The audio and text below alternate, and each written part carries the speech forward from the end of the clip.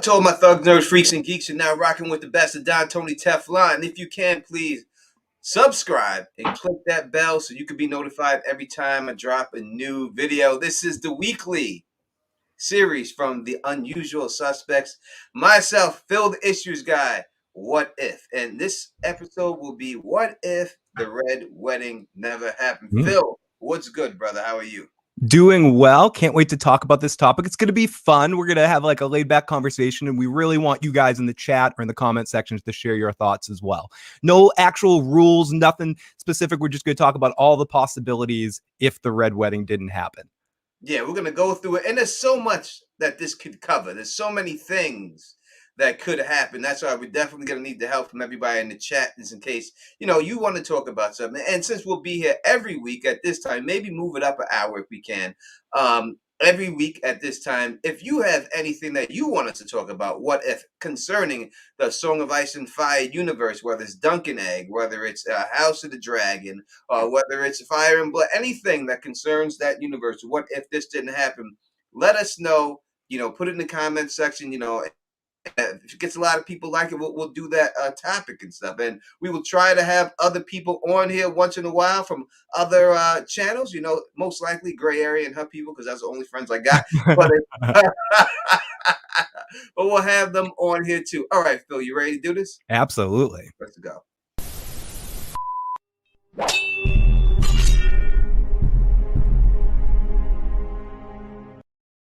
What up to everybody here joining us in the chat, rocking with us? We got Carl Way all the way from Australia in the building, rocking with us. Teo is up in this piece, rocking with us right now. AK-47 is up in here, rocking with us. The Real Rick is here. John Haymaker is here. Lady Star 4 is in the building, rocking with us right now. I know there was somebody earlier, Phil, that came by specifically because of you. He said that you recommended the channel, and if he puts his name in here again, I want to give that man a shout out, and shout out to you obviously for spreading the love to the channel. So thank you so much. Before we go any further, similar to what I was saying before we got started, I want to go to what the Real Rick's question was. Are we gonna go with Robb never made the enemies with the phrase, or just avoided the death of the Red Wedding? Both. That's what I meant. We're no rules here. We're going to talk about both scenarios. Any scenarios that the Red Wedding doesn't happen, because that is a big thing to just kind of set up from the beginning.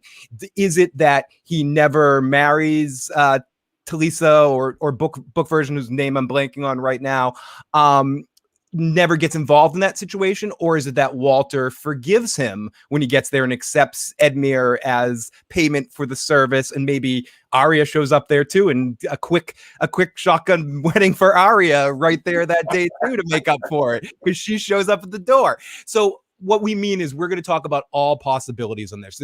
There's no hard or fast rules here. Just what do you think possibly would happen? What is a possible scenario if the Red Wedding didn't happen? Yeah, there's no doubt about it. It's how it's set up, as you said. How did the Red Wedding not happen? Was it Robb agreed to marry this woman? Did he escape from it? They tried to pull it. Did he escape?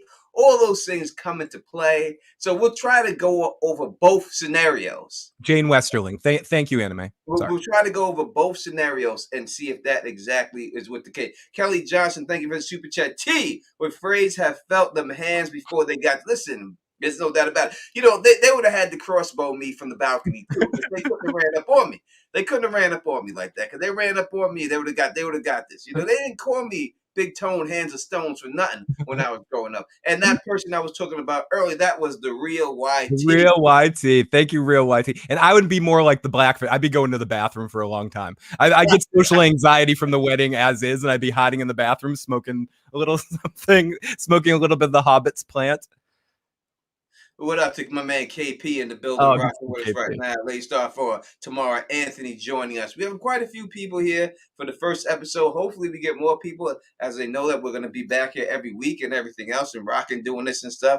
All right, so let's just take it right from the top thing. If Robb did not die, we're going to operate on the scenario that they attempted the Red Wedding, but it didn't. Right. They weren't successful. Right. Or okay, so first one. This is the first. The Red Wedding happens. They try it. Robb somehow gets out of there with the Blackfish. The Blackfish says, I smell something bad here before they even serve that course in the meal, before Rains of Castamere gets in. And Robb and Catelyn in the Blackfish and at least a battalion or two of the top Stark men get out of there. Is it so in that scenario? Okay, the first thing I think Robb does, the very first thing I think Robb does in that scenario, and I kind of want to start here, I guess, is he's going to take Moat Cailin and kill every last Greyjoy that's in the north.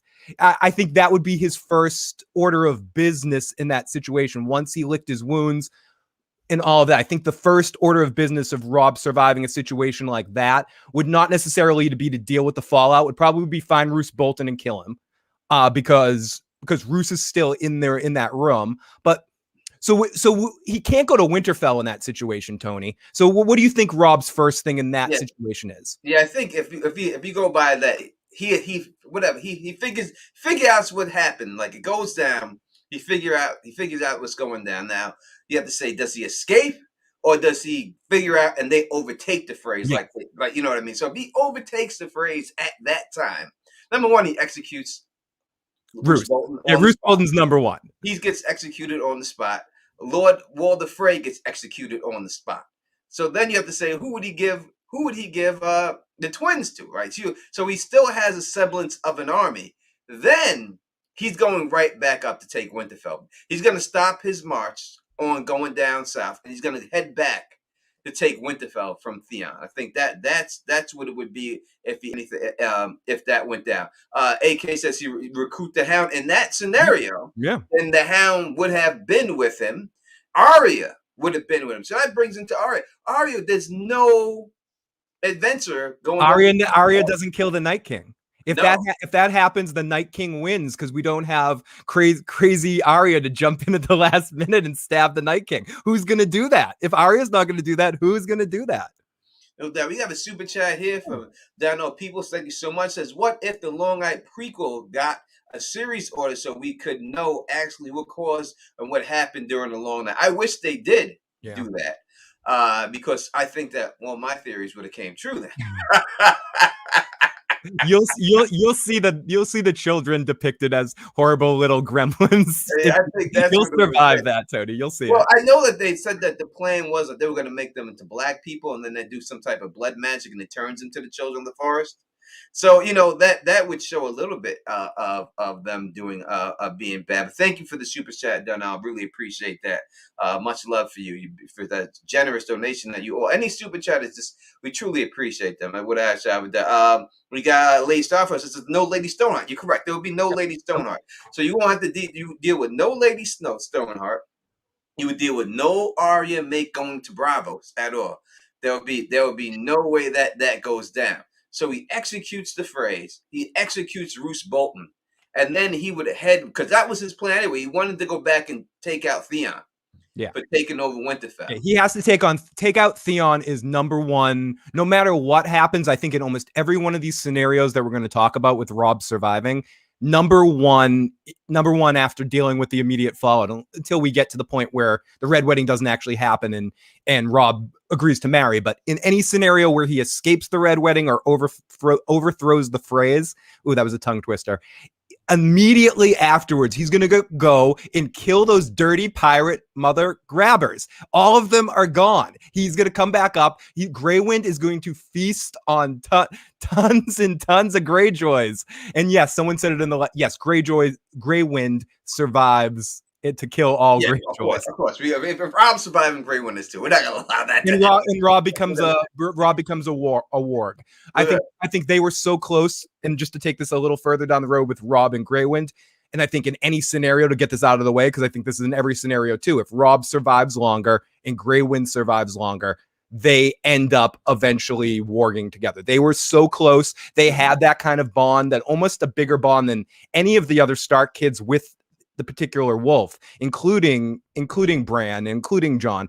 So it would be hard for me to imagine that if Robb survived that and fought more, that he wasn't already warging into Grey Wind while he was in battles and stuff. Yeah, So well, the rumor was like they said the rumor was that he could turn into a large wolf. He was the young wolf would turn into a wolf. So they're already pointing towards that. Kelly Johnson, thank you for the super chat. Robb slash the battle of Tyrells and Lannisters. We will get to that. Yeah, we'll get to that. We're going to talk about the correlations. Imagine Robb and Theon showdown. We're going to get to that. He might have a spoiler alert for Robb on that one. He might have a little friend from the True King. Yeah, no doubt about it. So I agree that Robb does become a warg. 100% he's a warg. If Grey went that makes him almost unstoppable. So if he leaves that situation, now Catelyn is a major factor too. The death of Catelyn was huge because not only does she commands like a respect. Like Brienne said, when she showed it, she was like, oh, you're not, manly tough, but you have a womanly, command about you. And she can get people to the table.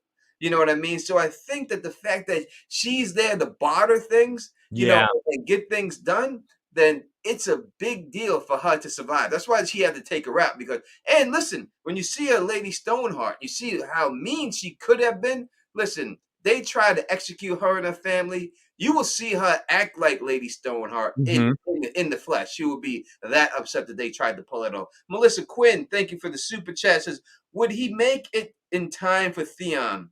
Would he not keep him a prisoner and go look for Bran? So, Bran, he doesn't know about Bran, right? He thinks Bran's dead right now at this point, right? Yeah. So the whole Bran situation, Bran would have already escaped at that time. I do believe it. Bran would have made it out and been out there, and then headed to where he's heading, and then he would, I think, get up to Winterfell. Yeah. Right. So then, if he gets to Winterfell, I don't think that we can sit here at any point and say that he doesn't take the castle. I don't think anyone thinks that he doesn't take the castle. If anyone in the chat thinks that somehow Robb does not take back from Theon, no, I don't think anyone would. I mean, it's not like Stannis' army on the show going up against the Boltons that are locked in on Winterfell, or potentially in the book situation too, where the Boltons have time to sort of settle in. Theon has what's he have, a handful of non-loyal guys that are sitting there, and Robb's outside with even a small amount of the North's finest that are all gathering behind him as he's coming towards there, because everyone thinks Theon killed 2 kids. I don't everyone inside that's left alive will turn on their Greyjoy captors and open the doors for Robb. It's a scary situation if Robb is alive, because when Robb is marching, he had the thing about Robb. This is the thing about Robb. He had the respect of all the northern houses, except for the Boltons, who just wanted to overtake him. Everyone else loved him. Like there was no house jealousy. All those northern clans loved him. They were all down with him. They look the way they were following, and he won every battle. I mean, the kid was winning every. The only thing that is worth mentioning in the point leading up to the Red Wedding, and that we have to assume also still happens, is the assassination of Stark.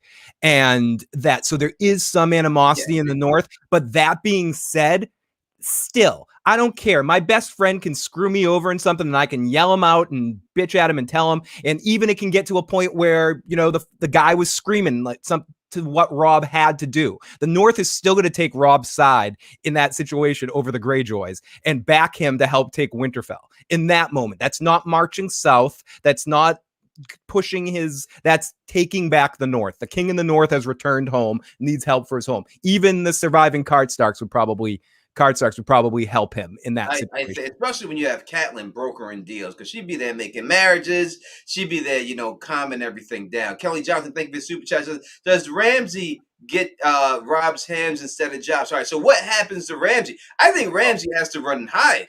Yeah, I think he has to hide. I don't think that there's anything. I mean, at that time, let's think about it. He's prisoner, right? He was prisoner, and Theon is the one who lets him free, right? When he at that point, so he's still captive. If somehow he escaped and that whole scenario played out, he'd have to run and hide. I mean, there'd be nothing he could. There's no one that would follow him. He'd have no army. he would have nothing there. So if somehow he wasn't captive anyone and he pretended to be Reek again, you know what I mean, and stayed captive, he would just be captive. That would Right. be the end of And it. we're gonna talk about other scenarios in a second. There's in a few other scenarios, there's versions where Ramsay's actually on Robb's side at a point in time in this story. But if we're going for the point that the Red Wedding tries to happen and it's a bum shot, they screw it up somehow, they bumble the ball here, then yeah, I don't even think I think Ramsay better run.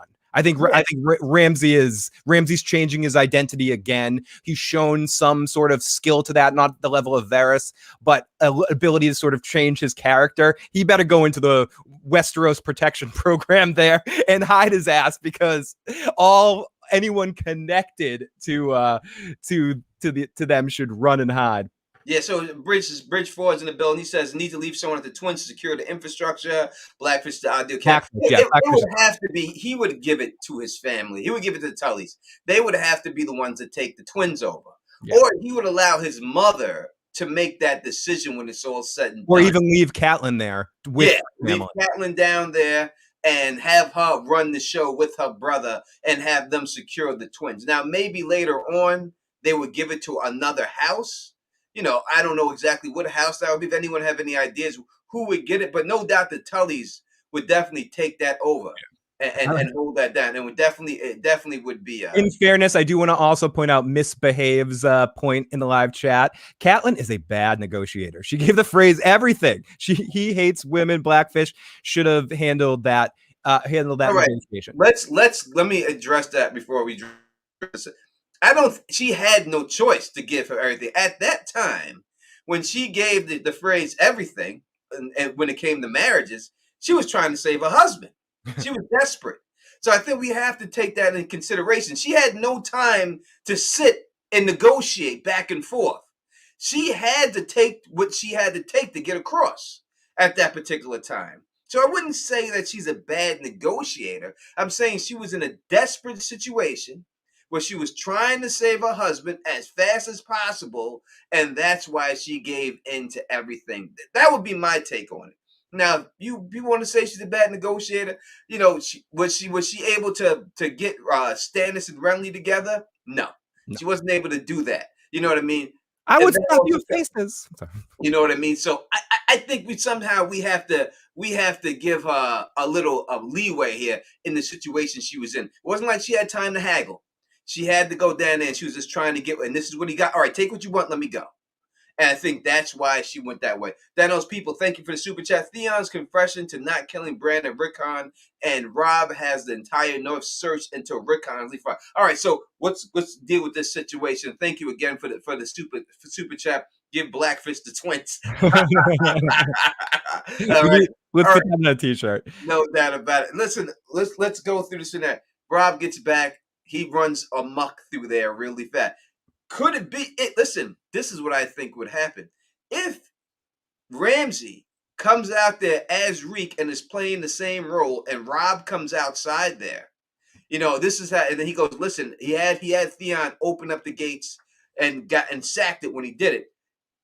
He could turn Theon over to Robb for mercy, Ramsay. Yeah, absolutely. In fairness, Robb at that point doesn't really know Ramsay, and he's his bastard son of Roose, and Ramsay didn't betray him as far as he knows. Roose did, and Robb's not the kind of guy, as we've seen Jon, who has that same thing in him. Robb's not the kind of guy that's going to kill someone just because of this, just because of what his father did. He's gonna just take Ramsay. Oh, Ramsay helped me in this situation, and Ramsay's sly enough, I think, to really play a Stark if he had to.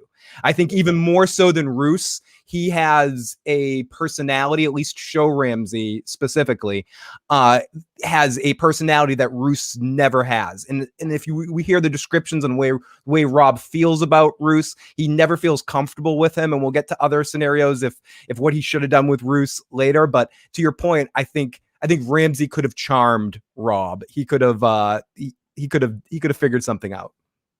Yeah, and I think that's what Ramsay, if he was going to come out, he'd be sly enough to say, listen, let me turn over Theon. Let me make Theon, and let me get this guy on my side. Because he could be like, listen, I was in here. I was locked up. I had no idea about this red wedding. I had nothing to do with it. I didn't steal any of your shit. He could be like, listen, I'll be your lord. Give me the Dreadfort. I'm Rooster's bastard. Give me the Dreadfort. And if Robb did give him the Dreadfort, he would be loyal to Robb for all this time. Now, later on, 10 years, now 15 years, the real Ramsay would probably come out. But at this particular time, that's all he really wants is the respect. And if Robb said, listen, thank you for capturing this guy for me, the Dreadfort is yours. You're legitimized. You're legitimized, blah, blah, blah, blah. That's just what it is. He may rock with Robb. You may have that. Now, I think it's pretty obvious what's going to happen to Theon. There's no mercy for Theon. Theon definitely gets beheaded at the Weirwood Tree. What do you think? Very, very quickly. And unlike when Theon tried to behead someone, I think Robb will take it off and all in pretty much one shot on Theon. If Theon even gets beheaded like that, I think the beginning of that situation will be very similar to when Jon first saw Theon after everything and just beat the crap out of him at first. Then the king's held back, and then he's strapped to the tree and gets his head chopped off as he admits that he didn't really kill his kids, but killed his brothers, but it doesn't matter anyway. I don't think Theon survives. If Robb survives in this situation, I think we said it from the beginning. Robb's number one priority before marching north and messing with any Lannister stuff, before anything else, will be taking back Winterfell and dealing with Theon. That's what most of season 3 is talking about it here and there. And yeah, I think Theon isn't long for the world in this, which is funny because he did manage to weasel his way through the whole story. But yeah, so survivor. There's no survivor in this one. This is a wrap for Theon. And I listen, I'd be happy to see Theon go, because in reality is that Theon did nothing from what we've seen to this point to benefit anyone but himself. I mean, he wasn't able to get to bring his father's troops over to his side. I mean, in the show, he saves Sansa, but he doesn't do that. He's with Jane Poole. He doesn't really save her. He gets captured. No. You know what I mean? By Stannis, by Stannis' men. They put that in the show because people like Alfie Allen, and gave them such a great performance that they wanted to give him some sort of redemption arc in the show. I don't know if he's going to have a similar redemption arc in George's version of Theon. No, Kelly, thank you for the super chat. Villains who twirl their mustaches are easy to spot. You are correct. Yes. You are correct without that. In case that Theon's going to the Weirwood Network on Express Pass. There's no doubt about it. Theon he's a dead man. Theon's gone. That's the end of Theon. There's no way around that. All right. So we have touched on, if Robb, we would probably have Catelyn still with her brother lounging in the twins there and everything else. So that brings us to a point where, would the Starks win the War of the Five Kings if Robb was alive? Would he be the winner of this when it all is said and done? Now, a question associated with this version of it, with Robb escaping there. How many of his soldiers is he able to allow to survive that situation? If most of his army gets out of there intact, but he's also lost part of the north from the problems with the Karstarks and certain other issues, even though he hasn't lost a battle. And I think, does he win eventually? I think this is going to be, I wanted to avoid saying this till later, but no, Tywin finds a way. If Tywin didn't find a way through the red frickin' wedding, he would have found another way to get to Robb. Whether it be, I can't comprehend it. We'll have to think about this throughout the show, of how else Tywin would have gotten to the situation. And maybe it was Tywin taking advantage of Walder's situation. Maybe it was Tywin putting a little droplet of a little whispering in a bunch of people's ears and seeing if he can get a bite while fishing. I don't know, but my feeling is that Robb was still a kid playing a man's game, or an adult's game, a young child playing an adult's game, and he would have ended up somehow facing the end side of Tywin. I like to think he would win, but it would depend on one big factor that we got to talk about in a second, whether the king would after his loss at the Blackwater would combine his strength with Robb. And considering what he did at the Wall with wanting to bring the wildlings in, wanting to legitimize Jon Snow, if Robb didn't show that he wanted the Iron Throne, then you got to figure that Stannis would have been on Robb's side too after the loss on the Blackwater. But I don't know. Tony, I'm sorry, I'm babbling now. What do you think? Kelly Johnson says Robb is too incompetent to win the long run. So it comes down to that. Like, would he have joined forces with Stannis and allowed Stannis to be king in Westeros? And I would have to say yes. I don't think Robb would have ever desired to sit the Iron Throne. Doesn't give a F about that. I don't think he ever would have desired for that to ever happen. So I think eventually he would have partnered up with Stannis. Now, that means Stannis probably wouldn't have used the Iron Bank of Bravos to get more troops. He wouldn't have had to do that. He would have had the backing of the entire North on his side. Now, with Stannis, the tactician Stannis, and Robb's army behind them, I truly, when I look at it, so the army they would have all the Aarons, right? They would have them because no, but that's the question. That's a big question, Tony. Would they have the Aarons?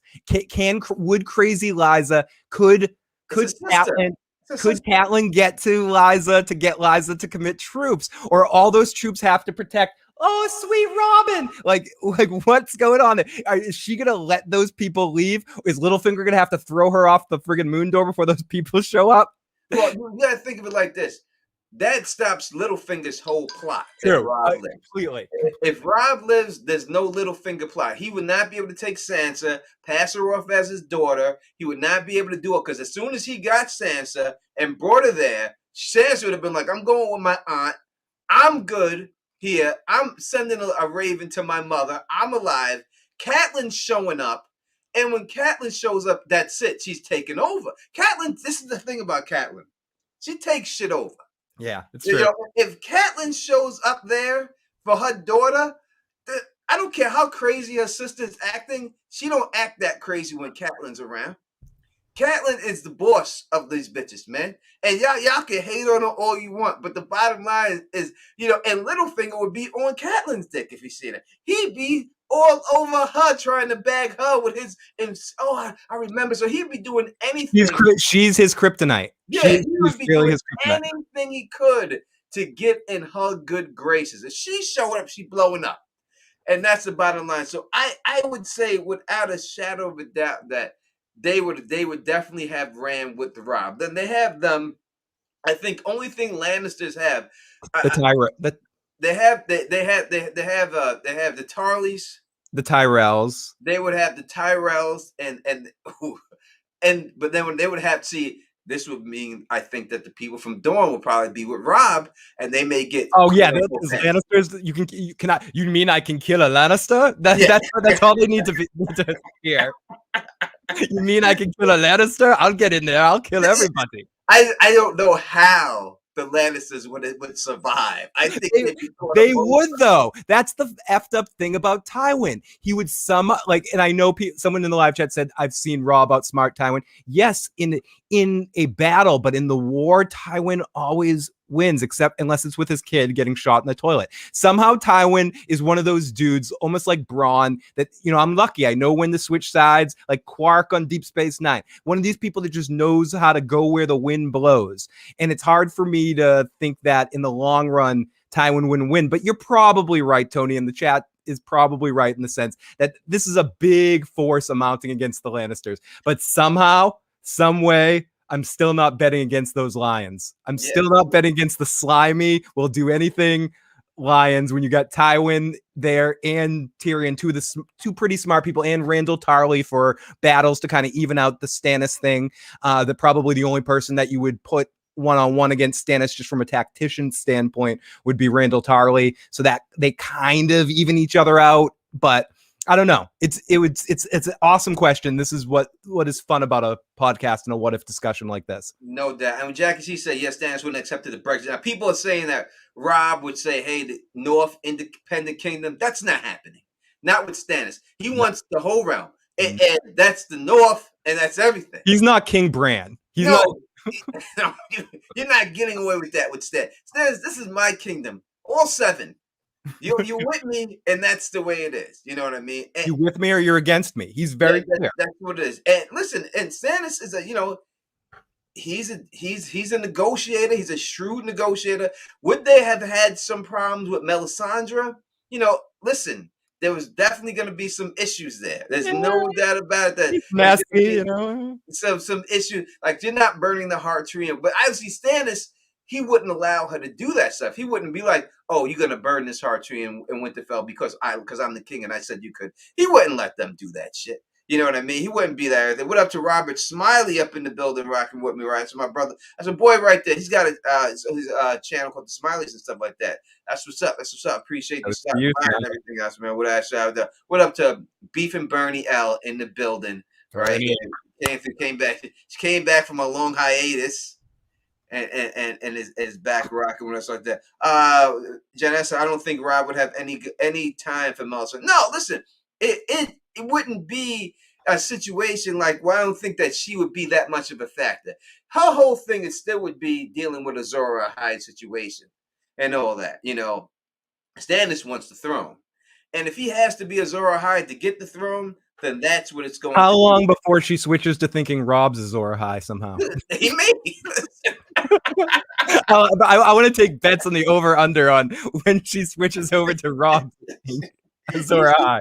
She may think he is, because she may think 100% that he is Azor Hyde. I mean, all he would need is a sword and everything else like that. You would definitely see that go down and everything. So yeah, I think it's hard for me to see how Robb would lose that battle and how Stannis does not end up on the Iron Throne if Robb Stark won that. And as we know, Robb definitely would have. It would really be, how long does he stay in the North, and how long does he march back off into battle? And how many of the northern houses will be ready after going back north to go back south? Or will they just essentially shore up the north and dare anyone southern king to come up there and mess with them, which eventually leads to them setting themselves up for a big challenge with the White Walkers. But I guess that's a few steps down the road of where we're going with this story, in the sense of, if Robb survives and Jon comes down and everything's happening in the north, I don't think Jon has any problems convincing Robb what he's seeing is real. And then Robb would turn his whole army before marching south, before dealing with Tywin, before dealing with that fight, and probably march north. I'd have to see the timetable, but essentially I would think that around that time is when they really start to realize that the threat in the north is real, and Jon would connect with Robb and talk to him, and the troops might face in the other direction and start marching north to mess with White Walkers and see all of that. So, which is a different story altogether than if they deal with that up north, right? Nip it in the bud somehow. Do they then turn around and march south together with the Night's Watch? I don't know. Yeah. So before let's look at one scenario. I think it's unlikely, but we have to address it. Is there any way that Robb becomes friends with the Lannisters, and at any point they could work it out? Okay.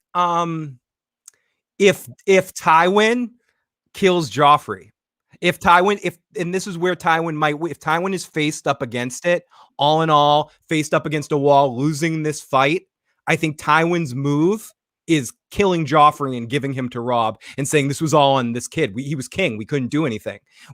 He went too far for even Cersei and I. And here we're presenting him. This was a tough fight. I think that would be Tywin's eject button. And then in that case, I could see Robb and Tyrion being close. I mean, especially if he could, once we get past the point of Tyrion wasn't the person that tried to kill Bran, and Jaime, if Jaime comes back with Sansa, I could definitely see Jaime joining all of that as well. Oh, Jaime. We'll see. I would say Sansa probably be back with Littlefinger. It would be that whole situation, just that Catelyn will go pick her up and take over from there. So Jaime would still be down, doing his thing. Does Jaime still lose his hand? Does Jaime lose his hand? I mean, I mean, oh no, because Jaime lost his hand in spite of the Red Wedding because Yeah, Roose was pissed. Roose was pissed about it. yeah. Well, she let him go with the promise to bring her daughters back, send the daughters back safe. Right, and That's that was why. in book. Then That he was in got book. then he got bagged up, and then when he got bagged up, then they cut his hand off there. Yeah, So I think he would still lose his hand. That would still happen. Then he go back home handless, and then that would make Tywin. That would make Tywin less powerful. That would make him less powerful. Now we're gonna do a what if video, not next week, but it's going to be what if Jaime Lannister never lost his hand, and we're gonna talk about what Jaime would have been if he didn't lose his hand. We're gonna go through that whole situation. So a make thousand sure, times make more sure, cocky. yeah, make sure y'all subscribe and everything else. So we're gonna drop that video. We're gonna do that too. All right, Kelly Johnson, thank you for super sad teeth. That phrase are like fake liberals today. They act like they're your friends, but wait for a chance. And the Schenker brother in the back, and I agree with that 100%. What up to the Great Dragon up in the building, rocking Big with us right dragon. now. But they would listen. I don't know how long the phrase. They may all get there's so many of them. It's hard to extinguish that whole bloodline. Yeah. Before if they pulled that red wedding and got caught in the scenario was saying they got caught trying to pull that off, every Frey might die. They might kill every Frey. Anyone with Frey blood probably get got. I hope they'd kill those two Freys that were like staying at Winterfell with Bran and Rickon. Those the annoying ones. I forget what they're in the first book. They're a big part. They're not on the show. So I could see them killing almost every Frey. I don't see them killing like the Frey daughters, like all Walter's 75 daughters that he has.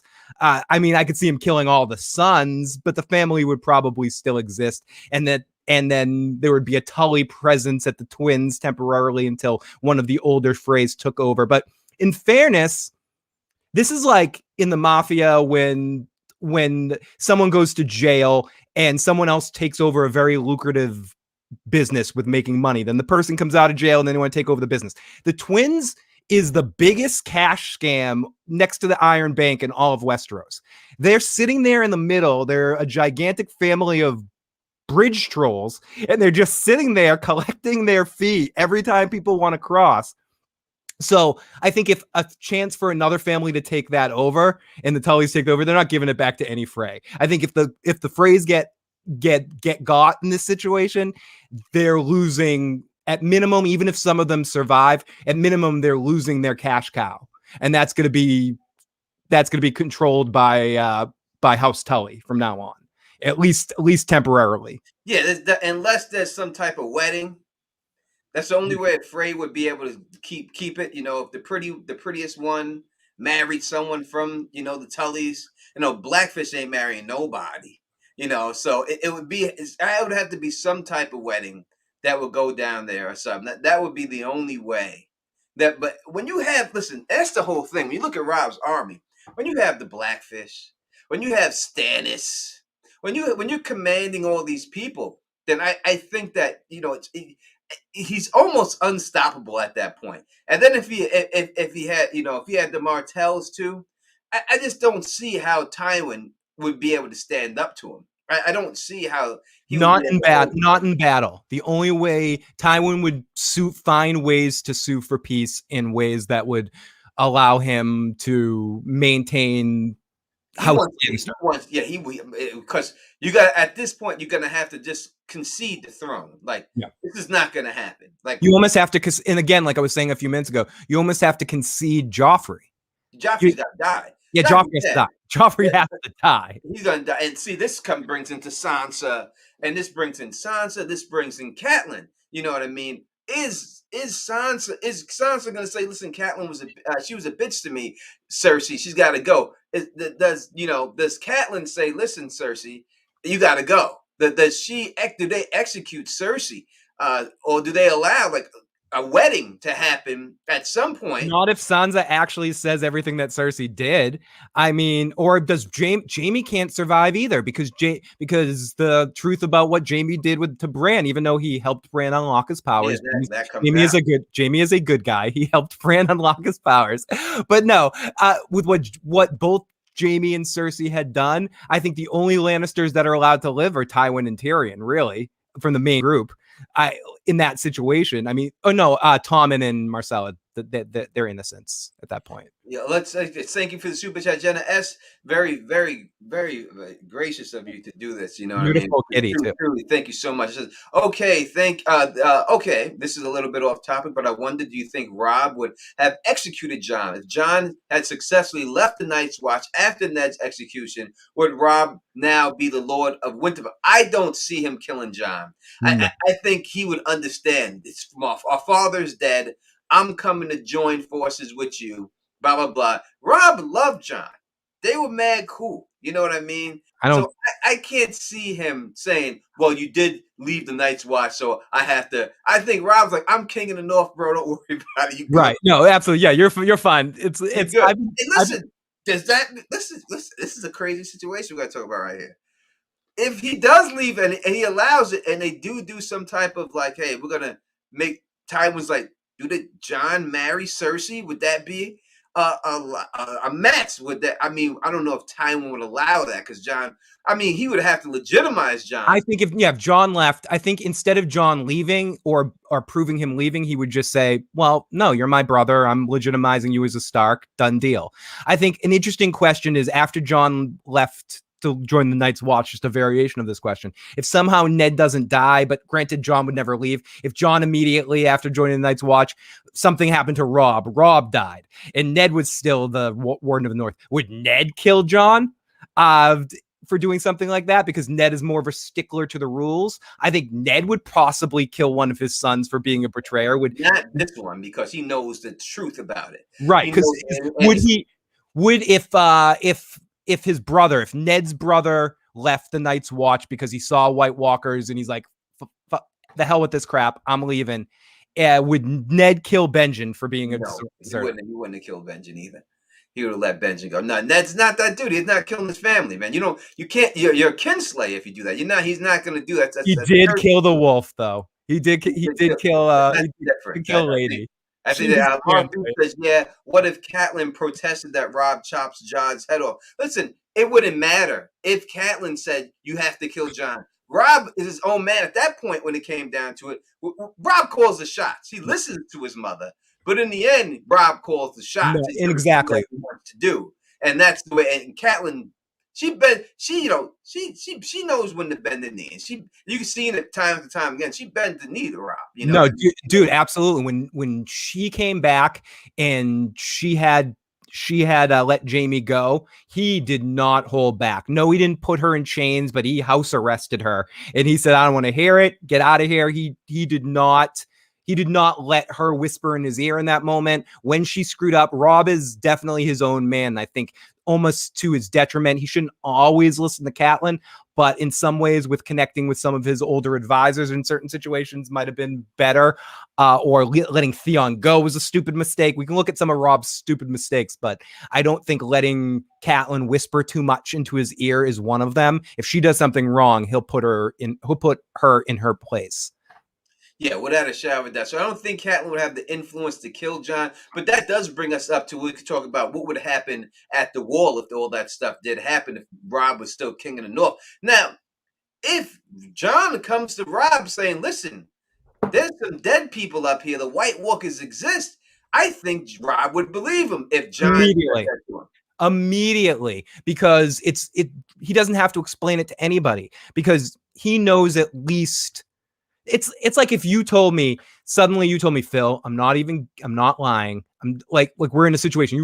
We live close to each other. You run to my house, bang on my door. There's a zombie outside. There's a real freaking zombie outside trying to kill us. Close the door. I wouldn't, at first I'd be like, but for the most part, unless I would probably believe you. There's certain people you believe. Jon's not somebody that would make that stuff up. That's why Tyrion stops when Jon tells him to. He doesn't know him half as well as Robb does. And Tyrion's like, this kid isn't someone that makes this kind of stuff up.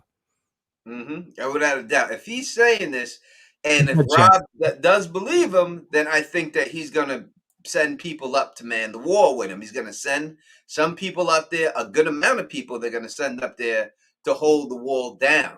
And I think if he's holding the wall down there, so then it comes down to, will the wildlings pass or anything like that. I don't know if Robb, does Robb let the wildlings pass? I think that if Stannis is not around to interfere, and I think at this point Stannis is gone.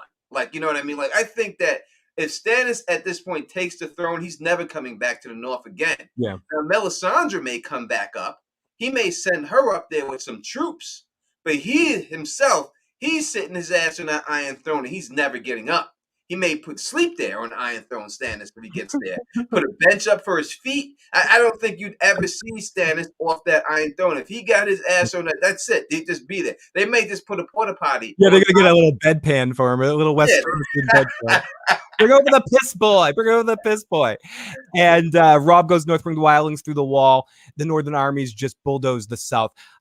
I have to wonder, and I guess it's just something to wonder, does Robb have a little bit too much of, again, he'd need to get this through Jon.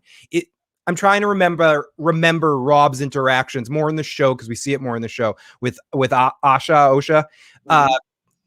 How much respect would he have for wildlings, or does he have a little bit too much of that old school North in him to think of all the wildlings as enemies and animals and yada, yada, yada, and all this sort of stuff that Jon needed to learn through living with them for a while? So I don't know if Robb would immediately turn to the wildlings without a conduit to connect with him. Maybe, and I think if Mace came full Mace on Robb, that wouldn't go good. It would be similar to what happened with Stannis, and it would just turn into a big confrontation. You need Jon to be that olive branch to connect the two, which very, very easily could happen if Jon had the same experiences.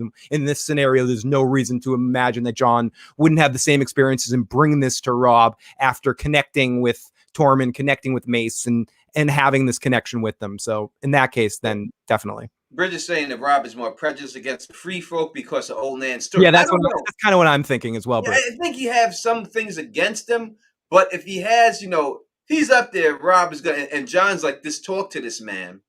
And they sit there and talk, and I'm like, listen, the White Walkers are coming. We need all the men we could get.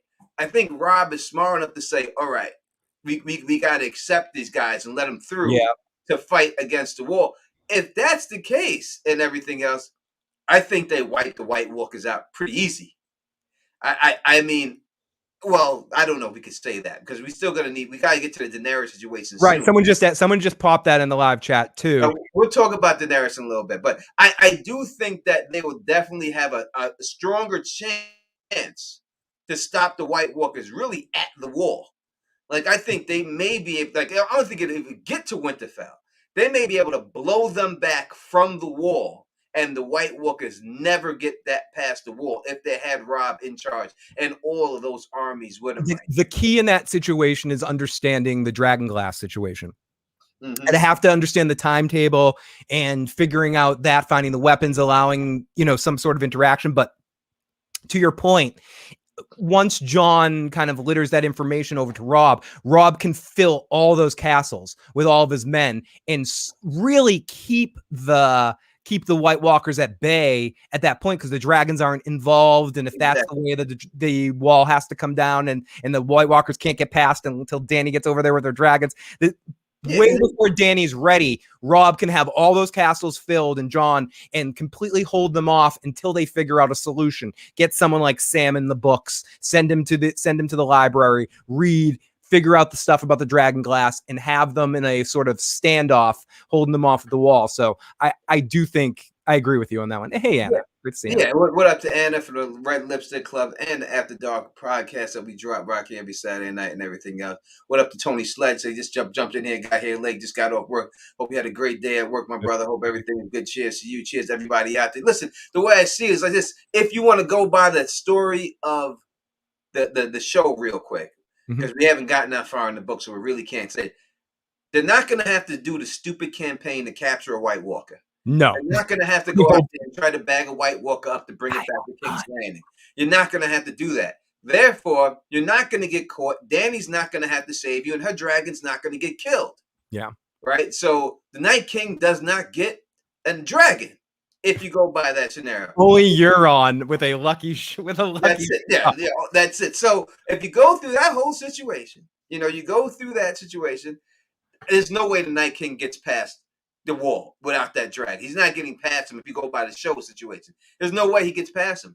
And they'll catch him and they'll shoot dragon glass arrows from the top of that wall, and the White Walkers are dead. And it's not even going to be a battle, really. I think they wipe them out really fast. It wouldn't even be anything. Or if they had that dragon glass and they're raining down dragon glass arrows from the top of the wall, they're wiping everyone out. Yeah. All of them. There's nothing they could do. When you have the educational research ability in the Westerosian land of Sam Tarly on your side, and then you have the combined power of the two Stark brothers in that situation, I tend to agree with you on this one 100%, Tony, that if Robb survives all of that, yes, the Lannisters live to fight a little longer and fortify their powers and let Joffrey dance around, but Joffrey still dies from the Tyrells, but that's a different story altogether. We'll get to what if Joffrey doesn't die, or what if this XYZ, all that kind of stuff. But in this situation, I think Robb's first order of business after all of that, once he hears from Jon, will be to say Jon doesn't bullshit. And we need to get as many troops as we can up to the north to stop this real problem, because old Nan's stories are real. And old Nan hopefully is still alive. Yes, they are real. and you figure it out. And then I guess Bran is already in the north at this point, right? Bran is already on his... Yeah, he's still on his trek. So that would say Rickon. I think Rickon would have to live, too, in this situation if Robb was there. I don't think Rickon gets executed. I think he saves Rickon's life. So that's also another marriage person right there, Rickon. Yeah. He's got to have these. I think Bran's story still continues the way it always continued. Pretty much. But I think that Rickon doesn't die in this situation. Rickon survives. They get Rickon back. And then that's just more troops for him there. It's just more troops for Robb. Robb's army, Stannis' army grows this too big. And it really comes down to what happens to Cersei and Tywin. Does Stannis execute them? Because it's a good possibility that Stannis kills them both. He just, and the kids, and any one of them. He may just kill that whole incest bloodline Stannis, because that's just who he is. If he got a chance, I think, especially with the Melisandre Stannis, I think he'll burn them all. They'll burn them all. They're all they're done. Especially if he has except you might, if you have the Martells on your side too, he might give a few over to the Martells and then burn them afterwards. He might agree to Tywin gets to, the Viper gets Tywin or something like that, because in this situation the Mountain versus Viper fight hasn't happened yet, correct? It's so Oberyn is part of Dorne in this fighting force. He's leading the Dornish army. So that's another thing. So to your point of who's going to win this fight, you got a crazy Red Viper dancing around like Yoda, fighting on the battlefield, be like, bring me Tywin, or I'll use the little Yoda child to bring down this wall. And he's got baby Yoda on his side too, Grogu. I mean, it's done. No doubt. All right, Janice, thank you for the super chat again. Thank you so much. I think he would have tried a marriage alliance with Jon, Rickon, and Dany for our support. Sorry if you answered. We did not get to. No, we didn't get to that yet. Dany yet. We're not there yet. But I agree that something is going to have to be done with Dany. Yes. And Robb, listen, because Dany's coming for the throne. This is it. Stannis is already on the throne, and he's going to call on Robb for backup. If Dany was going to talk to Robb directly and say, listen, this is what it is, now you also have to get to the point where would Robb find out Jon's real parentage? Would that come out? And if he did find that out, how would that work out? Would he push Jon to be the king? And in Dany's situation, how is Dany coming over in this situation? Is she coming over heavy? Who's on her side? Is it similar in that? Because different fallout from the other war happened. So the Tyrells immediately, to Dorne immediately go to Dany's side in that situation? I don't know. Is Tyrion on Dany's side in that situation? And Varys? Yes, we know Varys is going to be on her side. But do the Lannisters then switch over to Dany's side because of the connection that Tywin had with the Mad King? And you got Tyrion there too, and Tyrion's already there. So well, but does Tyrion even go there if the Red yeah, Wedding doesn't happen? it doesn't have the And Tyrion. then we'll say that Stannis assassinates Jaime and Cersei and the kids, but Tywin and Tyrion are allowed to survive. So Tywin is extra protective of Tyrion because he's the only Lannister left. Yeah, because basically when it comes down to it, you don't have the Mountain Viper fight. That No, you means don't. That Tyrion, never happened. that means you don't get the Tyrion trial. So that means Tyrion's not ever going to be, have to flee for his life from Cersei. So Nope. Tyrion's just chilling out there with them. Damn, it's so butterflies, as George would call it. Butterflies. Yeah, it's too many situations. This is why he can't finish Winds of Winter. He's having too much trouble with this shit right now. There's too much stuff that happens if this guy lives. Too many different things.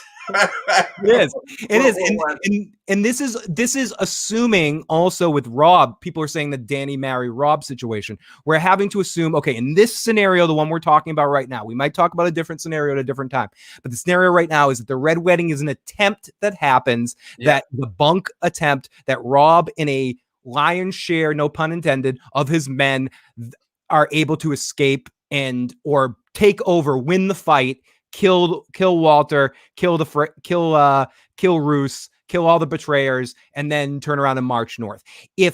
So Robb's never married in this situation, or he's still married to his to his wife. So Robb in this scenario is still married to one of the two, either Charlie Chaplin's wife or the one that might be a setup. It might be a trap. So Jane Westerling, which I'm not even convinced isn't some sort of scam to try to screw Robb of that whole situation with. It's a lot more shady. People that only know the shows, the book Robb, it's a lot shadier. Like he's injured. She sort of takes care of him, has sex with him in a weird situation, and then he feels honor bound to marry her. Yeah, it wasn't like he met her on the battlefield. And he's like, "Hey, you're hot." She was doing this. You're a good-looking girl. You're pretty hot, and then she's got her ass all shady. Listen, she had her ass pretty high, cocked up in the air in the show. And what are you gonna do in that situation? That's a hot shit. There's nothing you can do, especially if you're dealing with someone as young as Robb. You know what I mean? He ain't never seen nothing looking like. He's only had Raws, and she's probably making a joke the whole time and being funny about it, so it's not very like serious. And then you have Charlie Chaplin's great great granddaughter, I fucking you, and it's just like the show Robb, they make it more that he's a dude and he did do things. In the books, it's a little bit more, I always interpreted it a little bit more shady. But in either situation, Robb's still married after this. Yeah, he felt like he was honor bound to marry her because she and she was set up there to do that. Yeah, that's why it's shady. Yeah, it wasn't like shady. Her mother and them, they set that whole thing up for her to get there and everything else. So the books is much different than dealing with that. So that deals with the situation that I think that we were really talking about was that Rickon. Yes, my point there is that so if we're saying that Robb escapes that situation and he's still married, he can't marry Dany in this situation. He can find someone to marry Dany. Rickon's a little young, but he could find somebody in that situation to offer to Dany in a marriage, but he couldn't do it himself unless he gets a divorce somehow. And it's like, so what's the deal with this situation? How would Jon find out? Would he find out about Jon's parentage? If Sam did, if we're accepting in this scenario that we have that Bran's story is the same, that Sam still needs to go and read some books and figure out the stuff about the Dragonglass. If all those two events need to happen, if Bran knows, Bran's going to tell Robb, because I don't see Bran not telling Robb. He's got big mouth, Bran. Bran's got a big freaking mouth. He's got a big mouth. So if he finds out about many spies with many eyes, Tony. So now how does Catelyn? Now I think Catelyn all of a sudden turns a leaf. Yeah, she starts kissing Jon's royal ass. If she finds out that that's Rhaegar and Lyanna's child, and they were in love with each other. I know why Ned did all this. I can understand why he kept this secret. Tony, suddenly that Curb Your Enthusiasm music kicks and dun dun dun dun. She's like, whoops. But how then that brings the conflict with Stannis. Because Stannis may be like, you know what? No, I You think don't think Stannis tries to pull a Robert Baratheon? no. I think I think from what we know of Stannis, unless Red Woman is messed up in his with too much hair gel in his head and getting into his ear too much. I think if Stannis is faced with legitimate evidence to prove that somebody is actually really the true king, I think he relents. I think, but no, maybe not because to your point, Tony, maybe not because Robert overthrowed that kingship. And that's where we get into a different question of is our Jon really the person that is next in line if we get into this, or is it really actually Stannis because Robert took the throne?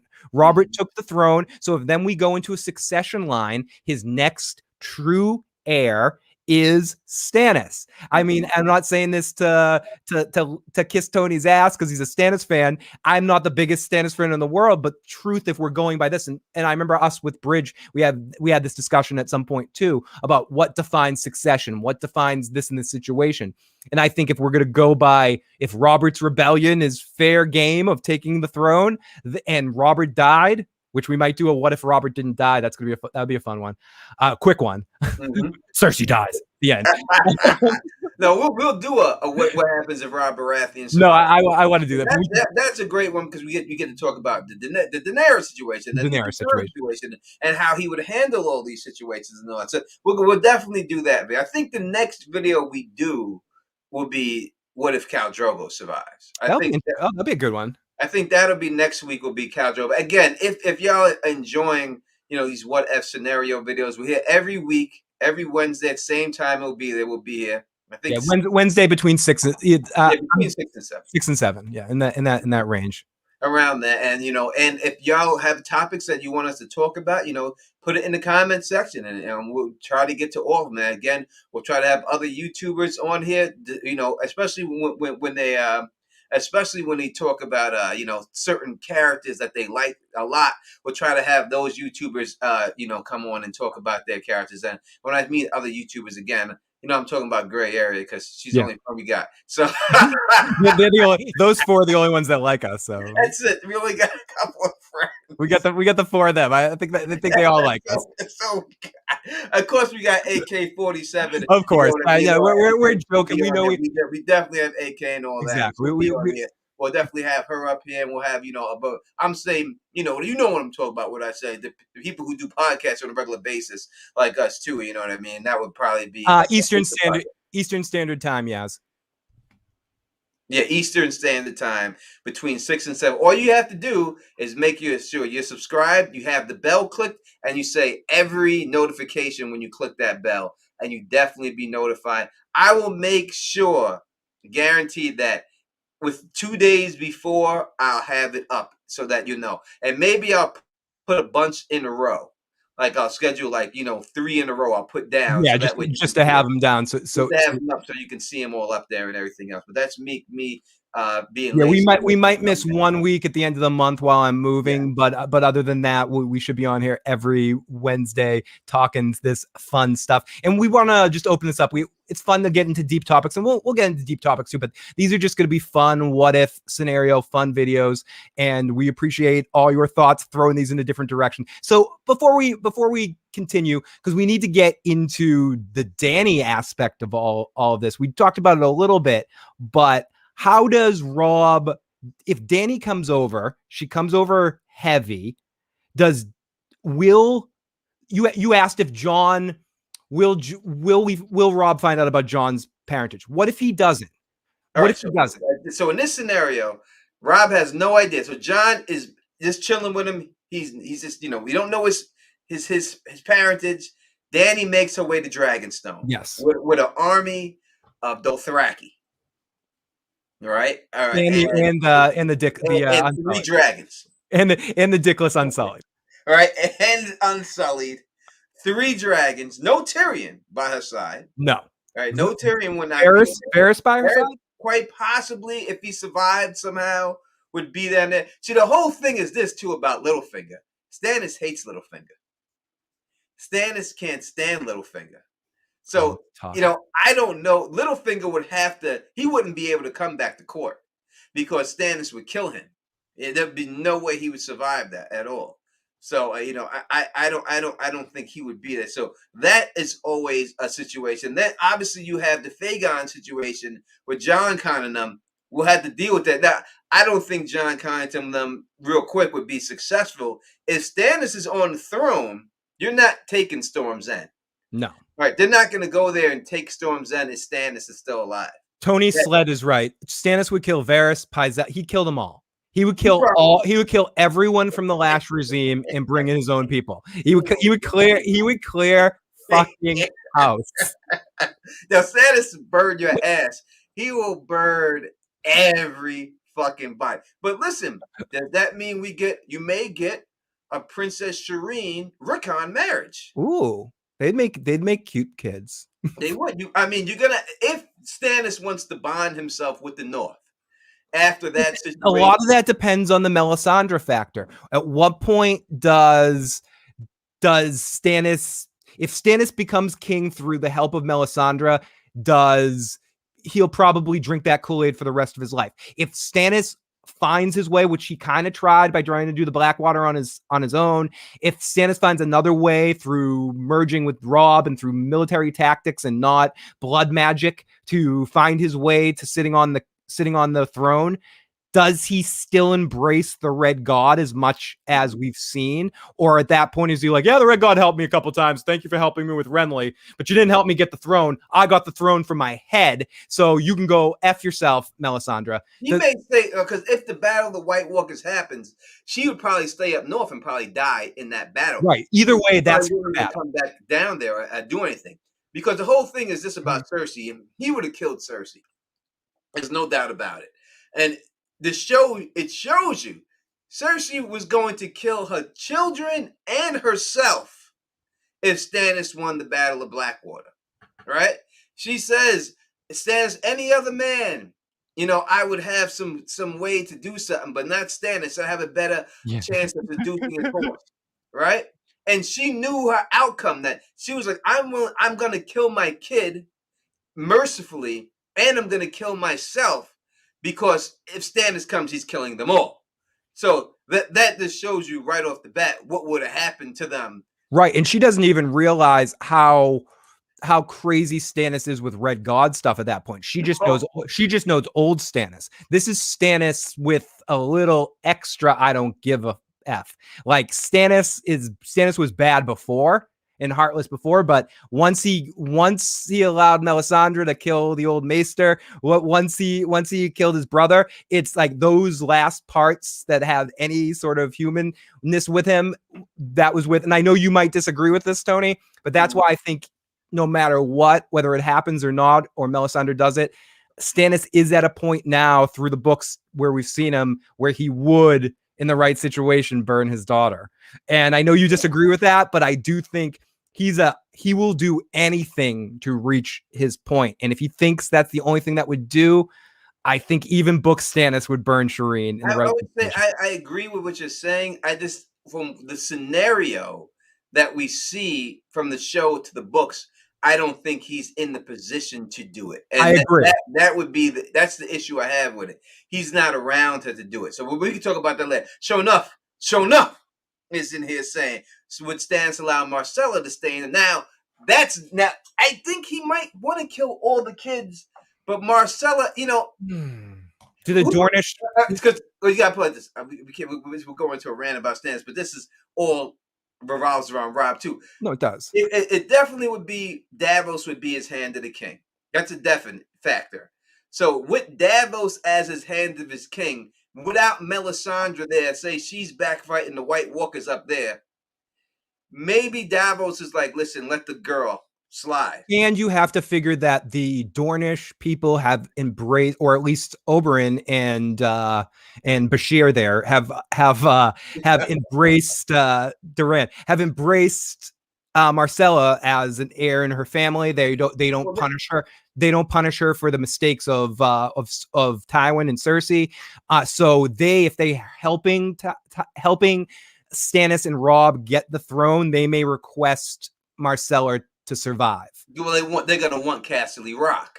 Yeah. Right. So they don't know it's bone dry. So they're gonna want that. Everyone thinks that's the golden goose, but they don't know it's they're gonna laying say, listen, crap eggs. that gives us our claim to Castle Rock if we have Myrcella. So I think for that reason that could be a yes, that Stannis would probably allow her to live. Yeah. Because they backed him and everything. And not then, Tommen and Joffrey. And then the Martells would be the Martells of Castle Rock, the House Martell of Castle Rock. They would take over, and then it would be an ill sigil. They could have a golden lion with a sun behind it. Imagine the party at Castle Rock with the Dornish weed and the wine. Bob is saying Tyrion gets Castle Rock. I don't know if Tyrion survives this. I don't know if, because listen, Tyrion did the whole thing in Battle of Blackwater. I don't know if Stannis lets him live after that. I don't know. I think that's all in the game. To use a quote from The Wire, all in the game. That wasn't a battle. Same where it's how Davos handles Tyrion later. I think Stannis is a man that respects tactics, and if he met Tyrion in a safe environment after accepting that he's surrendering and the payment of the deal is Joffrey and Tommen and Jaime and Cersei dead, I think he would say, I had fewer ships, Tyrion, thanks to you. So he'd make some comment and be done with Tyrion. That was an interesting tactic, what you did in the, what gave you that idea, or something. He would probably he could have, because he gave him respect right when it happened. He goes, when we enter the show, he's like, hi, Stannis, the water, it's all on fire. The imp has played his little trick. He can only play it once. But he gave he's a little trick. He gave him props.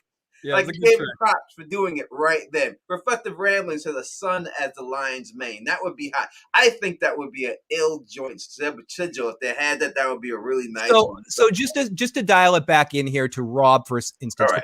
So we have Robb, I think, would never want the Iron Throne. And I think in this scenario, I do think we've seen through evidence of how Stannis handled his loss in the Battle of the Blackwater that he would be open at that point to, if Robb wasn't trying to take the throne, combining strengths with Robb and possibly Dorne and some other people to take the throne post everything else. Take the White Walkers out, but then you have Dany, and then you have Sansa. I mean, we have the right. You have Dany, then you have the Dany and the Sansa situation. Yeah, Dany and Sansa situation. I don't think Sansa survives in this scenario. I think she has to. Who kills her?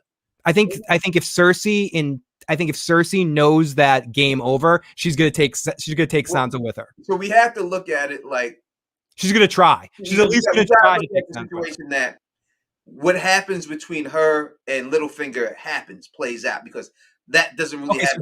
Does Joffrey die at a wedding in this scenario? Does that all happen? Does the purple wedding happen in this scenario? We're talking about the red wedding, but does the purple wedding happen? Probably, right? The timing. It would have to happen. That would still. It was already in motion. That would still happen. I think it would come down to Sansa being whisked away by Littlefinger and her going up there, and Sansa would be there. As I said, Catelyn would then go pick her daughter up and then take over there. And now that you have Sansa in that position, there'd be no Queen Sansa. That's out the question. No, so Sansa becomes a major bargaining chip for somebody to marry. I think it definitely goes down like that. Like, she becomes a real big piece, as the King of the North's sister that someone can marry. And I think Sansa then most likely would get her fairy tale romance. Right. They would set her up with a good marriage of something, maybe even with a Dornish prince of some sort out there in Casterly Rock. The real YT says, what about Bloodraven? Forgive me if someone already brought up. I think with the Bloodraven Bran story. Yeah, we didn't even touch the Bloodraven. I mean, I don't know. What is he saying? What about Bloodraven? What are you saying? I think everything that happens with Bran, everything that happens with Bran and Bloodraven stays the same in the scenario. Yeah, I think that all stays the same leading up to the White Walkers battle. But but I think all that would still happen. As I said, when we talked about the White Walker opportunity, I just think that the White Walkers get stopped at the wall. Yeah, and I think then Bran, as the three-eyed raven, as the new blood raven, spends the rest of his days at the tree at Winterfell, looking through advising Robb as his consigliere, and whispering in his ear and helping him lead the North and keeping it all safe and being an interesting point. But yeah, let's touch on let's deal with the Dany scenario, because that's the biggest one I think still. Let's say Dany, she hits Dragonstone, everything else plays out the same. So then Robb does find out that Jon is Rhaegar Lyanna's son. All right, now Dany shows up. Give me a dragon. It's ours. Our family owns one of those dragons. Give it here. Like if there is no marriage pact, and that's why I think a Rickon Shireen marriage pact would be very beneficial to Stannis to keep the North on his side. If that's not the case, you know what I mean? If that did I miss it? Okay, thank you for answering. Oh no, he asked the Blood Raven question. Oh yeah, I would think that would definitely be the same. If that is definitely the case, and I don't know if Dany's like, listen, Jon is the actual king. Then you have Catelyn sitting there, and Stannis is on the throne. Jon is the actual king by blood. Dany wants the throne now. She's got 3 big ass dragons. How does Dany handle this though, Tony? In this situation, in every situation, in every scenario, the way it's presented to her, does Dany freak out about the Jon thing? That's hard, because you don't have any of the, if Jon fell in love with Dany and that whole situation happened before they found out about the lineage and everything else, and then Jon was to marry her, I think he would, with Catelyn there and everything. If Jon marries her, then they're going against Stannis. Now, even without that, Dany has the ability to conquer the North on her own. She has 3 dragons. If she just set the world on fire, she could kill everybody. There'd be nothing anyone could do to her. And if she doesn't have Tyrion right there to stop those impulses, she might just go that route. If she just says, you know what, you with me, you're not with me, I'm going to the North. Because, listen, you've seen, back in the day, the king who knelt. I was just going to bring that up, and Sterling brought that up in the live chat too. Would someone just bring up the pack of fire and ice? And in that situation, even though Robb had supported Stannis, if Dany showed up there with the dragons and said to Robb, "You're the king of the North. I respect that. But the last time one of my ancestors sat here, you nailed because you knew you couldn't stop. And now I'm sitting here in the same situation with 3 dragons. Kneel your ass right now and support my claim." And he's like, "But my brother's really king." That could go really bad really quick. Yeah, unless there's some marriage alliance. Now, if Dany, my cousin is the king, I think Dany might react, burn them all. Yeah, she may just say, you know what, and she can listen.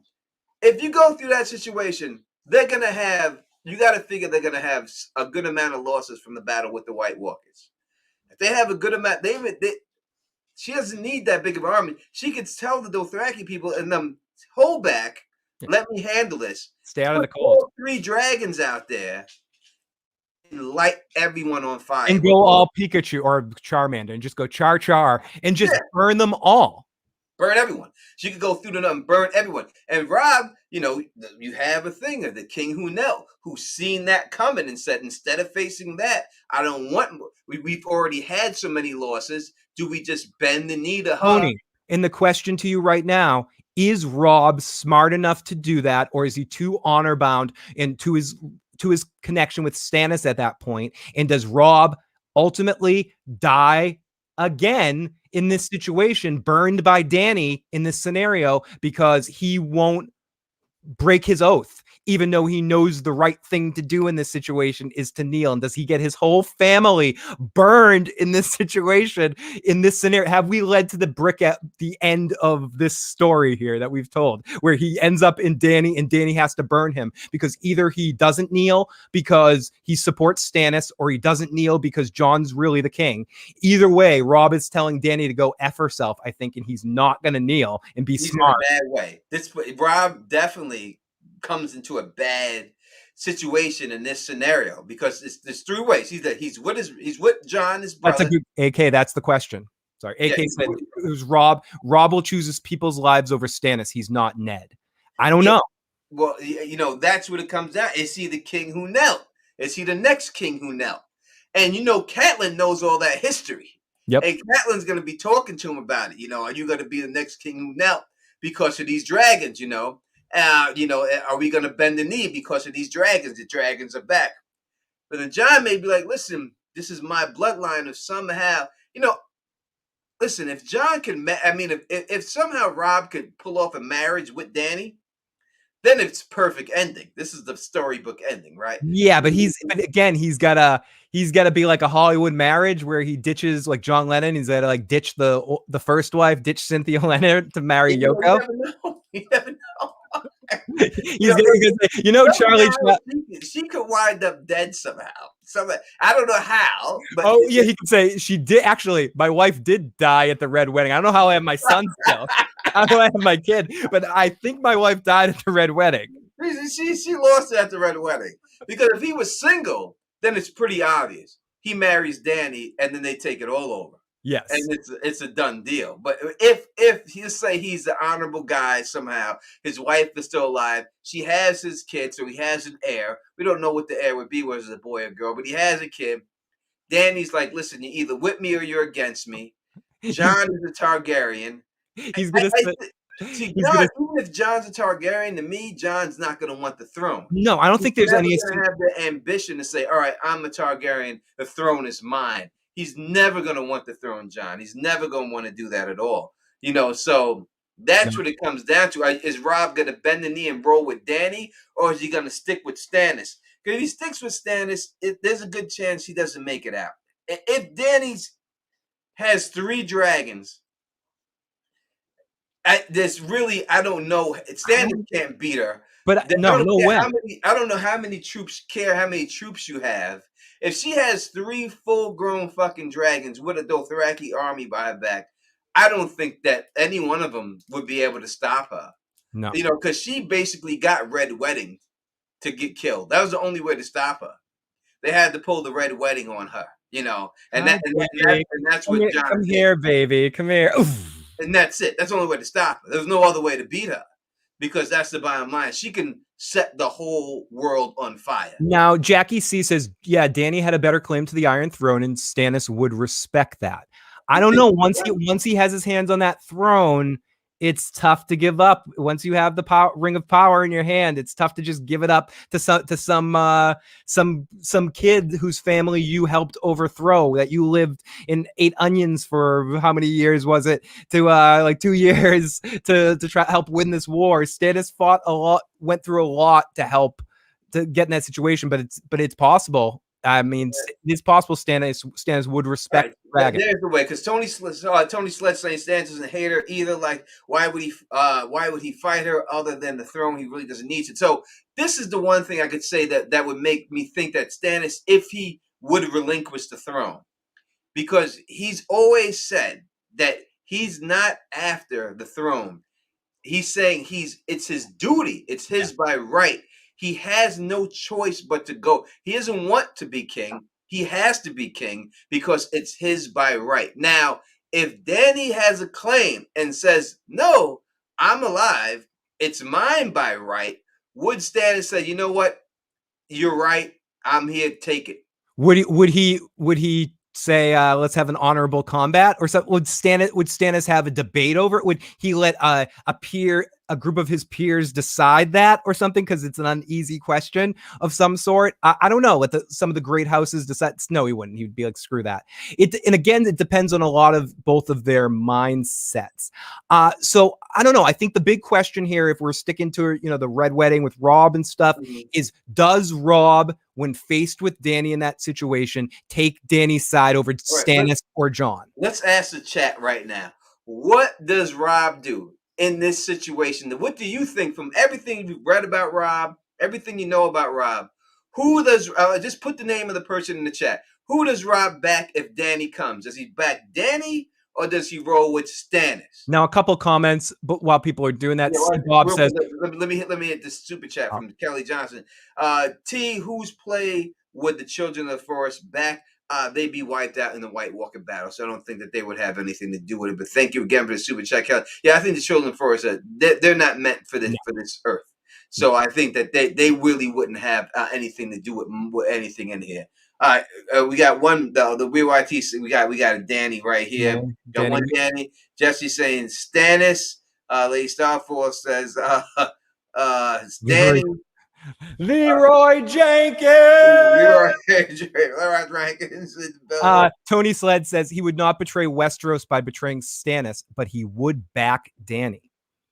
He go with Stannis. We got Stannis here. We got Carla Way saying we have a lot of Stannises going down. And someone said it depends if you knew about Jon being a Targaryen. If you knew Jon being a Targaryen and Jon didn't want it, I don't know. Maybe would Robb be sly enough to be like, Jon, you should go hang out with this Dany. She's kind of cute. Maybe you should marry her anyway. But no, because of the their family, and that's kind of.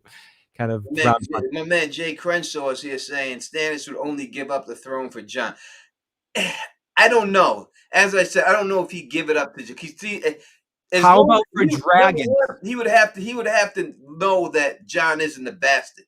Yes. If Jon's the bastard, Stannis ain't giving up shit. But if he knows that he was legitimized and that Lyanna married Rhaegar, yeah, you know, Stannis is an honorable guy. I'm telling you, that's the whole thing.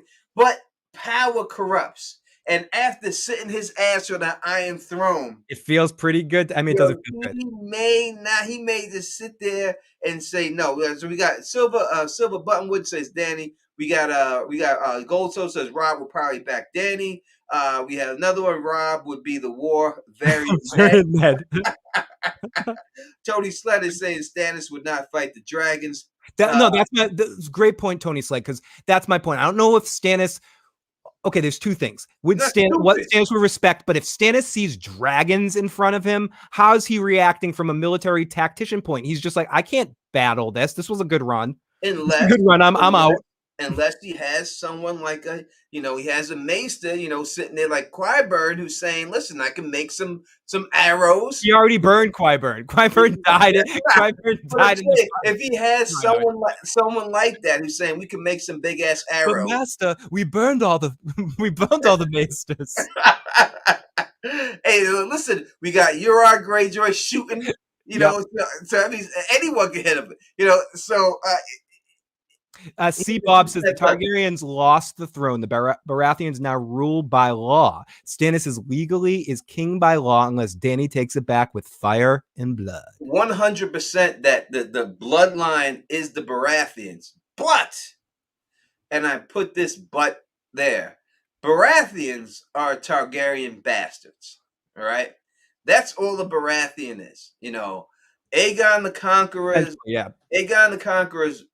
Oris Baratheon is Aegon's half brother. They have the same father. All right. So they're basically, the Baratheons are nothing more than Targaryen bastards. So what he'd say if he gave it back to the Targaryens, the same situation, go right back and give it to him. Now, could there be a scenario where Stannis's wife just mysteriously passes away and then Stannis marries Dany? I think there should be a vacation that Robb and Stannis both send their wives to the Moon Door. I've got a great vacation for you two, girls. You want to go to the moon? You should go Hey, visit. We'll send you to the moon let's door. go Go to the moon. You see those moons up there? You ever think how to get there? Listen, all you gotta do is go through talk to here. Robert Aaron. Little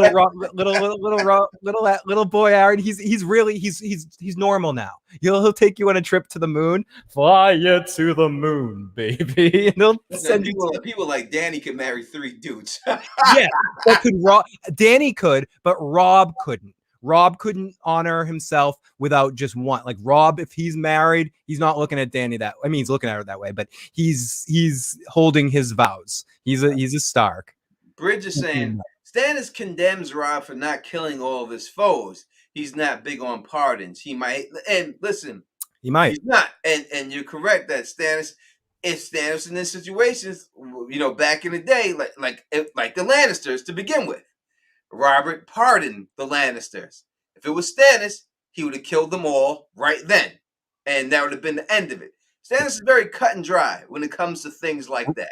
Robert cared a little bit too much and didn't. At that point, he was just. He wanted to be liked more than Stannis. Yeah, he cared about people. That's what I was going to say. He cared about people, especially at that point. He cared about people liking him. Stannis don't give a fuck if you like him. Stannis like, you don't got to like me. You got to respect me. I mean, Stannis is I can't think of his name right now from Bronx Tale. Sonny. He's Sonny from Bronx. Would you rather be feared or would you rather be respected? Well, I'd rather be feared right now because if I'm feared, then people. Yeah, that's the way Stannis. You know what I mean? That's the way he gets down. He's more like Sonny, and you're seeing how it ended. Stannis is the law, says C-Bob. That's a good way of saying it. Like Judge Dredd, I am the law. I'm the law. I'm the law. I'm the law. I love how we just both turned that into the sly version. You have to do the sly version. So I think Robb. You got to think that Robb is smart enough if dragons fly down on the ground or in his face, no matter what the situation is.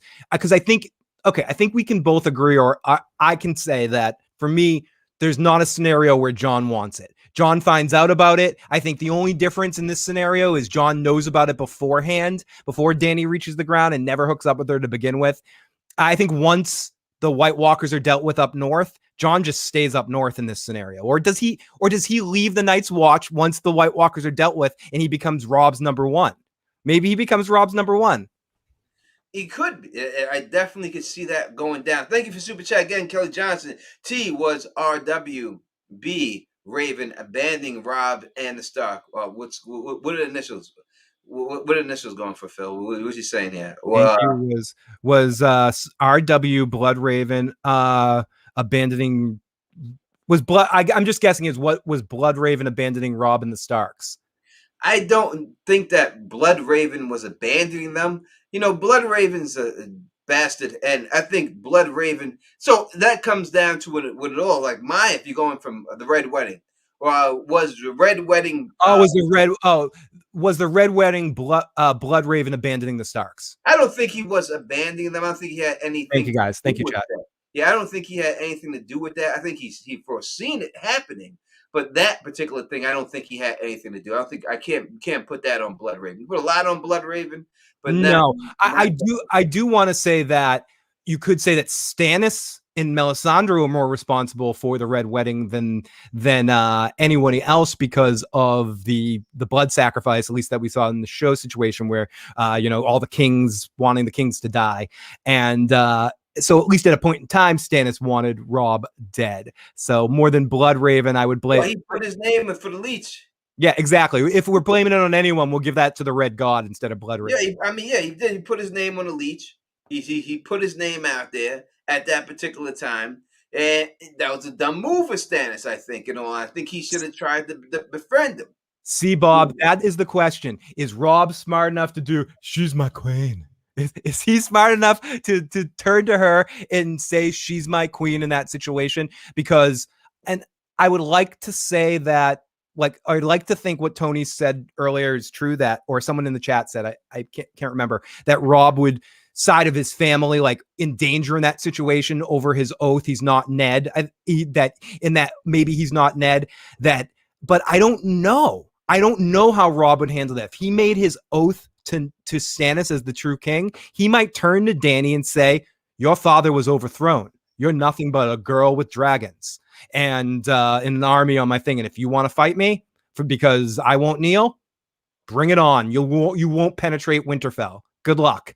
Or something stupid. He might act like a cocky idiot. Like he'd get burnt to death. That's not a battle you can win. You can't beat her. That's though. You have to be real, and the whole thing comes down to he's stubborn enough to do that, though. That's the way Ned was, because when Robert was on some Tywin shit, right? Robert Baratheon was on some red wedding shit.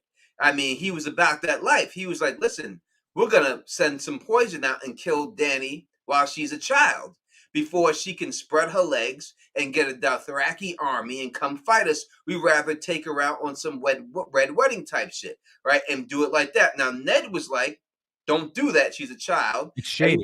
Then he was like, well, what happens when she comes across? Then we throw her right back in the sea when she comes across. Ned's like, let her grow up, and if she wants to come fight, then we fight her then. But we don't kill her like some cowardly move. We fight like that. So how would Robb react? Would Robb be on some, listen, you want this? We're going to give it to you.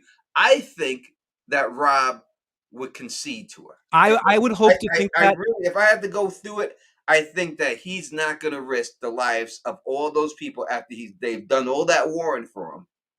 I don't think he's going to risk their life with the dragons. I think he's just going to say, you know what? Well, Stannis is going to be like, you either with me or you're against me. He may just say, you know what, I'm sitting this one out. Yeah, sorry, buddy. This isn't my fight anymore. The North is out of it. Y'all got to handle this on your own. Whatever happens, happens. Yeah, I mean, he might in that situation. It's really tough to tell. I think Robb would see the power of it, and I would also like to wonder when Ned said what you just said about, just throw it back into the ocean, the Dothraki can't swim, all of that. That was all before dragons were a factor. You got to think that even Ned, as much as I threw the for instance out there, it's more of just the for instance. I would even think that Ned would be smart like his ancestors, and seeing those dragons in front of him would be like, this means something. The dragons are back, because I feel like this was undersold it was undersold in the show. The dragons are back, and when everyone sees them, it's like, holy crap. Listen, they've been through it. They've read the history books. You've seen what already happened to people who tried to stand up against these dragons already, especially 3 of them. You can't win. You can't beat them. There's nothing you can do. It's a wrap. It's a wrap. I don't care how much of an army. Listen, it's like this. Let me break this down in modern day and try to make it something with modern day situation. All right, let's put it like this. You and your boys. You people out there from your block, for your projects, where I'm from, we from the projects, baby. That's where we from. You know what I mean? And you got your clique, and you got your peoples, and you know what I mean? And your squad is tight, and you got guys who are good fighters, and you got all that stuff, right? Then all of a sudden, you go out there with your army strong, you got beef with these one guys, but these guys got 3 bomb. They got 3 bomb helicopters, 3 bomb fighters. Right? I don't really care. Yeah, Tony, I got your back. I got your back, Tony, but I'm running. Yeah, if these dudes is flying overhead with 3 airplanes dropping bombs on your ass, I don't care how strong your fighters are. I don't care if you got some type of AK-47s. I don't care. You can have M16s. You can have shotguns. You can have all that. When these things fly overhead, boo, the fight's over. Yeah. And they'll bomb your ass anytime they want. You can't beat them. It's just, there's nothing you can do. It's just your ass is out. You got to just say, listen, hey, y'all got this motherfucker. Y'all got it. It's I would say a tank, but it's a worse situation than a tank. No, it's way worse. A tank is a threatening situation. A tank grow up. No, it's like taking some. It's essentially taking a fighter jet into medieval times. Like you have that kind of skill set where you're dropping a flame throwing jet. With even more dexterity, the way it can turn and stuff. It's not quite as fast, but the way that it can quickly turn and has a brain of its own. And you have three of them working in unison together in that scenario where they're full grown, and Dany's does not have someone like Tyrion holding back her impulses to just burn everyone that abandons her. No doubt about it. It's just no win. You can't win. You know, it's just there's nothing you can't. I said Rick works like a tank. Yeah, tank is different. Tank is very threatening. You see a tank roll down the block. You know, I mean, you see, in the United States, we all here in the United States, you see the military come down the highway, like the thruway or something, and you feel just when you see them in the like Humvees, a couple of Humvees, and a tank behind, carry the tank on a flatbed. It's scary just to see it. It's scary to see 3 cops roll up. In New York City, they have city buses. They have full city buses with NYPD logo on it. And they pull up in the city bus. And, 30, 40 in each bus. And when that NYPD bus pull up and they park right there and they come streaming out that door, it's a bad situation. Full force. You know what I mean? But when you're talking about if the NYPD came down with dive bombers instead of dropping bombs on you, this is the end of it's the end of everything. Yeah, you ever play GTA and do a cheat code? They're gonna have like a dragon cheat code. You can ride the back of a dragon, just go through the streets, Vice City. You know what I mean? It's a wrap. So when you see a situation like that, when you see Dany, I think, in all honesty, if I have to go down to it, I don't think that Robb would go to war with her. I think he'd be smart enough with the council members, whether it's Tyrion, if Tyrion's alive, whether whoever it is, that they're smart enough to say, listen, we got to sue for peace here. No, and I definitely hear that. And for the basis of this situation, I will relent to move our story along here that I think Robb would bend the knee. I just think it's interesting he would have a conundrum, for instance, in a situation, but maybe Sansa would be that person back there being like, dude, there's dragons outside, or someone would just say, you want to hold your true to Stannis? Dude, did you look outside your gates? There's 3 dragons right there. Yeah, listen, I get nervous as a dog is outside my house. Dude, we have a lot of people. Look, you put a big ass dog on the leash in front of you, right? Dog. Y'all in the chat, y'all can say, I ain't afraid of no dog. Yes, you are. Listen, if there's a big ass dog right there in front of you barking, fuck a dog. If there's a lion outside, right? You go a tiger. Dude, forget that, Tony. I don't know if you have them up in upstate New York, but we have wild turkeys all around here. Like, they're just walking the streets. You'll be walking your dog, and then like you'll look behind you, and there's like 3 wild turkeys like chasing after you and stuff. And then because of that, we also have coyotes, but the coyotes don't bother you. It's the wild turkeys that are freaking assholes. They get up and I get scared. Those things are scary. It's a freaking turkey. But forget a dragon breathing fire all around you. Yeah, you seen Jaime Lannister when that dire wolf went by his face. He just shut his eyes. He was like, well, it's going to happen. Oh, Priscilla, we do have coyotes, especially this small town near where I live called Nahant. That's this causeway town. It's an island. And all the coyotes migrated up the causeway during the quarantine because no people were out. And they won't leave the town. And they're like all over the town. It's like something out of The Simpsons where they're just infected by coyotes. Reflective rambling Canadian. Let me tell you, geese are mean motherfuckers. Yeah. A geese tried to bite my ass one time. I'm not playing. Birds are dangerous. They are terrible birds. This geese tried to bite my ass. It was my friend's fucking mother's pet. And them fucking set me up and set me back there. And they knew. And this motherfucker put his head down, like low to the ground, and put his wings up in the air and started honking and charging me. Boy, I was out of that geese. So fast. I was out of that. I want to eat a golden goose for Christmas after you tell me that. But so to that point, I do think Robb sees that and bends the knee. Dany goes down, takes the Iron Throne. Does Robb, after that point, attempt to do something similar to what Sansa does? I guess the last part of this story is, does Robb try to honor what the Northern Lords would want and is Dany open to the idea is she or she similar to Stannis that no, 7 kingdoms are mine? Does the North try to secede in the same way that we see at the end of the show with King Sleepy Pants Bran, the Bran 5000? So does Robb, in this scenario that we've set up, does Robb try a similar thing? Yes, I will support you. I will stay out of this fight, but the North needs to be an independent place. I think Danny would give it to him. I think if he did do that, that Danny's, you do have to have troops to win the battle. You have to have ground forces. You could burn a lot of shit, but in the end, you have to have ground forces to keep it. Like you got to have, and I think that to have the respect of the North, I think she probably would. I think she probably would. I don't know. No, I don't know. I don't know if she would. I don't know. I don't know either. Maybe. I don't know if she would. And the only reason Sansa pulled that off in the show is because Bran was there. It's her brother. That's it. And she ruled her brother because it was a younger brother on top of that. Yeah. So you know what I mean? So she's like, no, if ain't holding it. That's it. What you gonna do, little brother? Yeah. And I'll flip you over in that wheelchair, motherfucker. Yeah. What you gonna do? What you gonna do, Bran? I'll keep you away from your trees. Yeah. Your wolf's dead. Someone has to wipe his ass, right?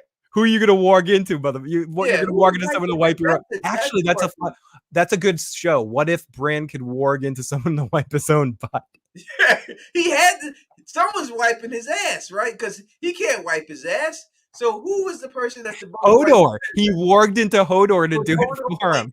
Hodor was wiping his ass that whole time. Yes, that's what he was doing. He was warging into Hodor to wipe his butt. He had to have an itchy asshole. He had to. All right, we're going crazy here. We're about to get. But he didn't feel it. He didn't feel anything, so he never felt the itchy asshole. Yeah, he couldn't feel the itchy ass.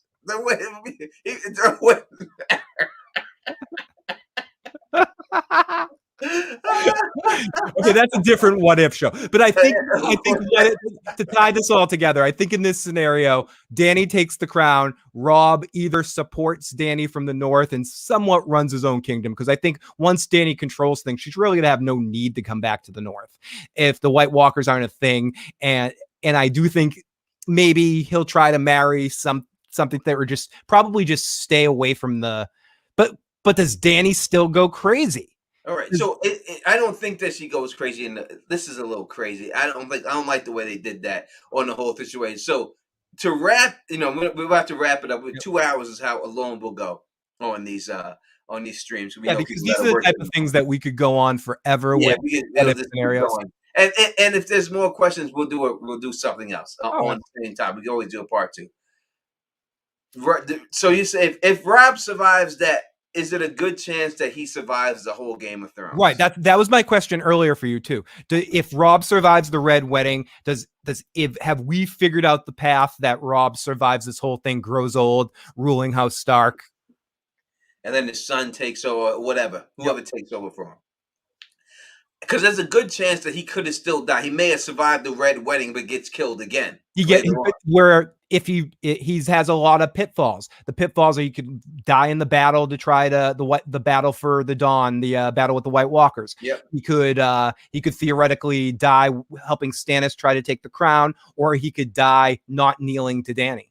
Yeah, know that he definitely has a good chance of dying. But from what we have said, I think that, I hate saying, his happily ever after things, but I would think that he probably survived and run Winterfell. Jon, in this scenario, Jon probably would still be Lord Commander of the Night's Watch. Yeah, Jon and him have a Benjen Ned relationship. Yeah, I think he would still be. I think Jon would run the Night's Watch with the Targaryen blood up there. I think that Danny would be sitting on the Iron Throne in the end if the Red Wedding never happened. I think Danny would eventually have sat the Iron Throne. Bran would be warging into people to wipe his own butt. Yes, he would have some. So make sure you don't miss that spot.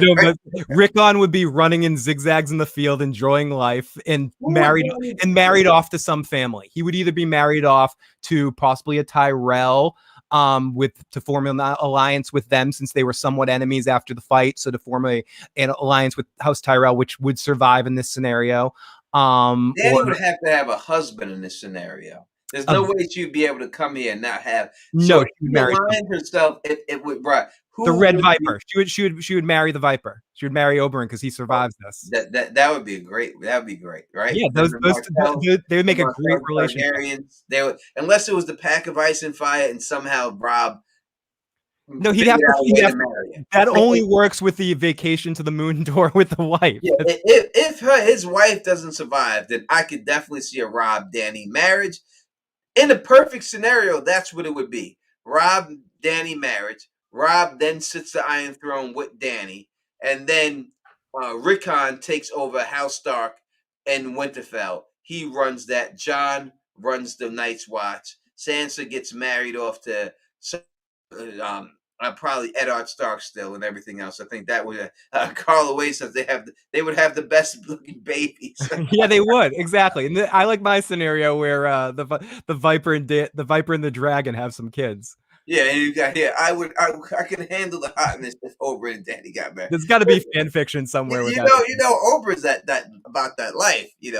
So Oprah's about that life. So and she would be too. She'd have no problem having the open Dornish lifestyle going on. Thank you for the super chat. You're very generous, reflective rambling. Thanks for a great content as always. So happy to finally catch y'all live. So happy that you are here to join us. We'll be here again. Let me put this out there so everyone knows. Every Wednesday between 6 and 7 p.m. Eastern Time, we will be here with another What If video. Next week will be What If Khal Drogo survived. Oh, that's gonna be weird. Okay, I don't want to talk about it too. I'm not gonna say a word because I don't want to ruin any. That's a lot. Like this. A lot. Yeah, let's not even go there. That's a lot. This is a rabbit hole, but that's a huge rabbit hole. I don't even want to open that door yet. That goes to will the dragons be born? Yeah, will the dragons even be born? Yeah, that's a whole big thing. If Khal Drogo actually survived, yes. We'll do that next week. If y'all have a topic, and we also have another topic. What if Jaime Lannister never lost his hand? Right. I also have another topic that I want to do, which is, and not just for Tony's benefit, what if Stannis wins the Battle of the Blackwater? Yeah, we'll do that. What if? And I said, so if you have topics, whether it's concerning anything in the Song of Ice and Fire universe, you want to talk about, whether it's dealing with a Fire and Blood book, whether it's dealing with Dunk and Egg, anything you want to talk about, please leave in the comment section. What if Dunk killed that little annoying Walder Frey when he met him when he was younger? What if we got see Bob saying, what if Oberyn survived? We can go through that now. We'll go through them all. Game of Thrones, A Song of Ice and Fire, House of the Dragon, anything you want to talk about in the universe, just put it in the comment section so we know. Because a lot of these things are big, they're huge. And if you want a specific person to talk about something, please, say, hey, we think that this person would be great to talk about that with you, and then we'll bring up, we'll bring it, as I said, we'll bring in, we'll talk, I'll talk to Gray, we'll see what we can do. We can get her on one of these topics and a whole podcast over, and we'll see if we can bring them over and do something over there. And so thank you for the super chat, R.N. Smith, 2003. You're very generous to do that. We truly appreciate that. We have 9 minutes. If anyone wants to ask us, 9 minutes at the end of the video. Ask me anything for the next 9 minutes.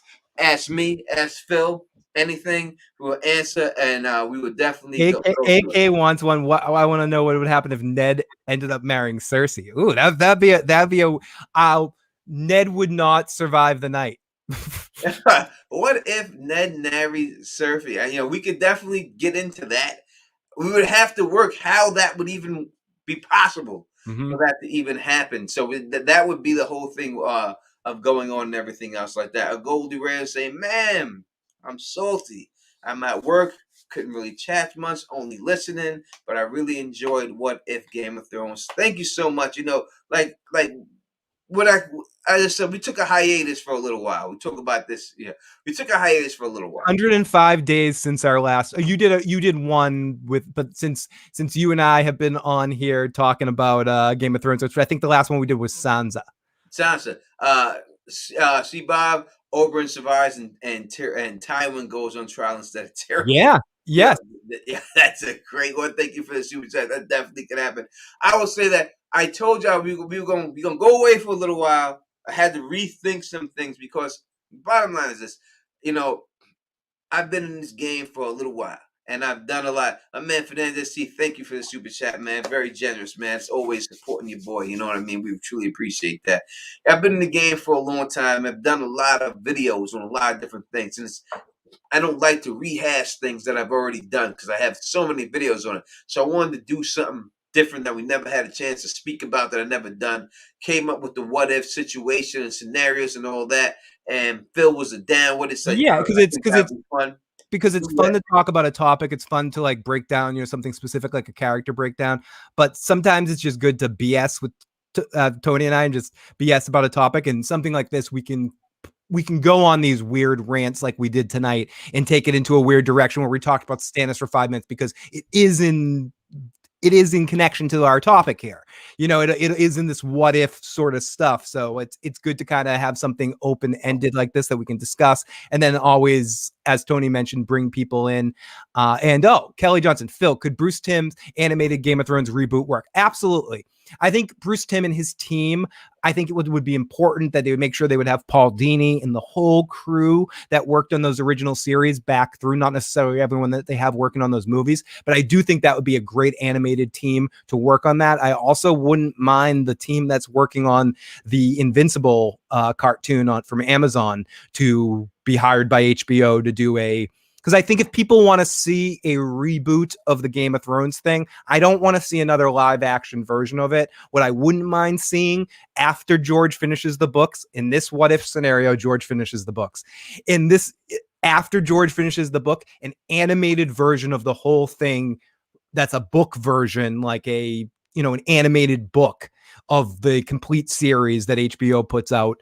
And I wouldn't mind it being in the style. I would love it to be in the style of that Bruce Timm stuff, considering that they own it and they're letting Bruce Timm do another Batman series. I could absolutely see some crossover happening with that. So that would be great. Thank you for the super chat. And Julia Dawn said, sorry, I missed some of the stream. Did you cover what happened? So we did, but we didn't. So let's go. To me, we could do it really out. We could do this real fast. I don't see Tywin having a way out. I think that Stannis executes Cersei. I think Stannis executes Tywin. I think they both have to go. The one difference that Tony and I have in this situation is I thought for a while about Tywin finding a way to win, but I think Tywin finds a way. No, I can't say it. I think Tywin finds a way to slime his way out of dying in a certain group of people, like with Stannis and all of them, but I don't think in this scenario, the Viper lives and Dorne exists and the Mountain versus Viper fight never happens and he's coming for Tywin. So if the Dornish are part of this, they're going to demand Tywin pay a penance too. So I don't see a scenario where Tywin unfortunately doesn't survive, but part of me wants to say, yeah, but he would come up with some way to do another. That's the 5-second answer with any of these what ifs. I feel like there's always a 5-second answer. The what if the Red Wedding didn't happen? Tywin would have come up with a Red Wedding 2.0 because he's that fucking no doubt about it. That if that failed, Tywin is a very smart man. That's what I'm saying. Robb could have died. He could have done something else. Another way to kill him. He may not have been able to do it. He could have gotten old Nan's ear somehow and stabbed him in the sleep. I don't know. There's other people out there that he could have probably. There's no guarantee that Robb survives the wedding, that he doesn't survive again.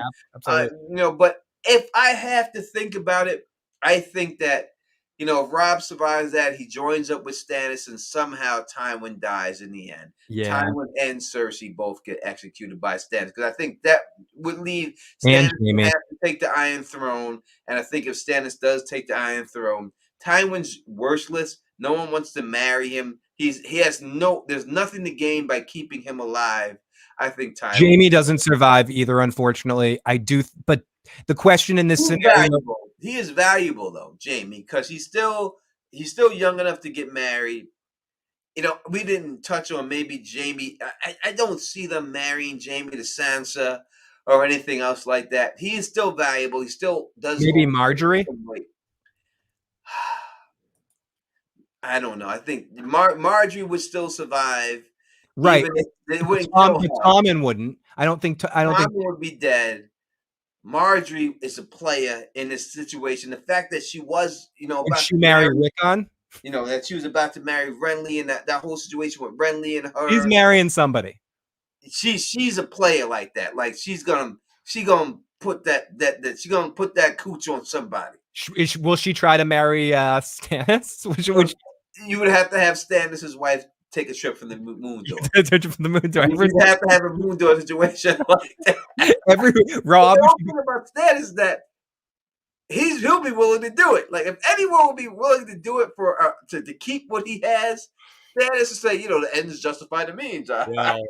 Well, I already killed my daughter. She won't shut up about it. They have to go. No, but if Shireen still dies, Selyse probably kills herself too. So then Stannis solves that problem, and he's a player again. He's in the game again. I don't think Shireen would die because they wouldn't have to. Or they wouldn't have to take. Oh yeah, they wouldn't even be in that situation in this scenario. Be in that situation. They have the whole North on them. They wouldn't have to come and take Winterfell.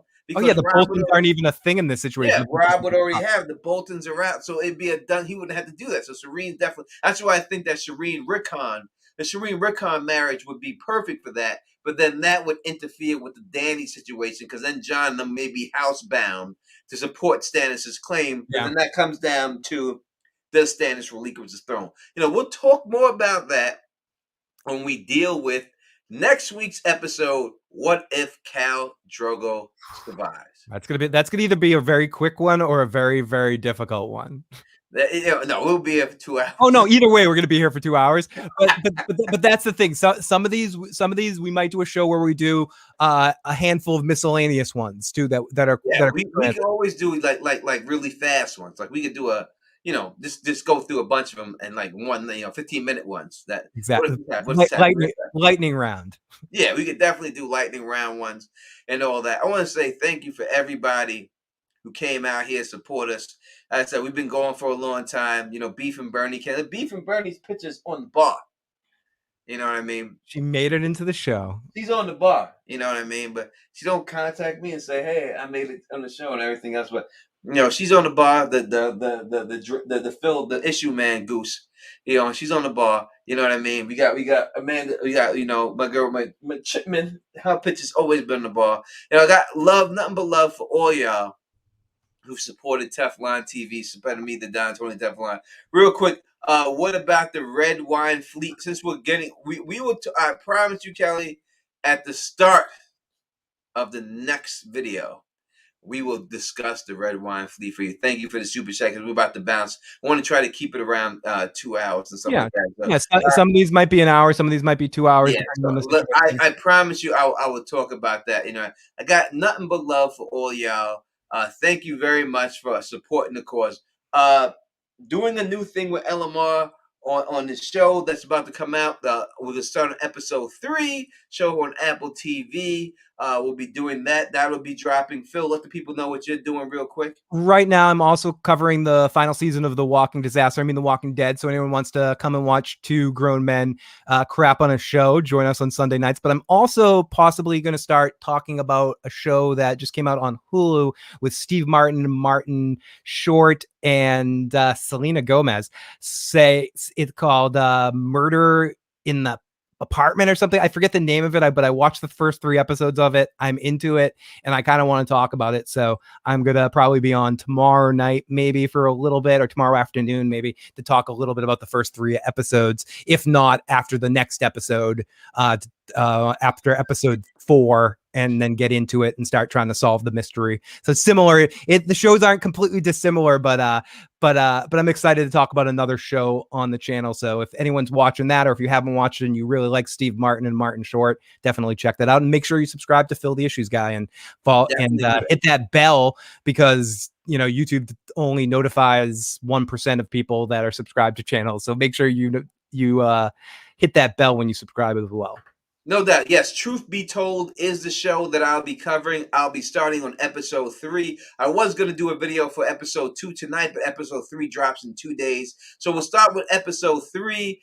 Lady in the Dime podcast. LMR will be joining me. We're going to be doing live streams on that after the episode on the weekend. So yeah, if you have Apple TV, definitely check out Truth Be Told. We'll be rocking that. That'll be the next thing that we rock, and everything else. And Eva will be back. So yes, it's Truth Be Told. Definitely check that out. Phil, as always, man, thank you for rocking me. I truly appreciate pleasure. It, My Truly pleasure. appreciate that. You know what I mean? It's hard to find friends in this business, man. But you are one of mine. You are definitely that to me. So I truly appreciate you My being friend. here and rocking with us. You know what I mean? Everybody else in the chat, thank you for running with us. We'll be back next week again with another episode of What If. Until next time, you know who it is. Peace and stay sexy.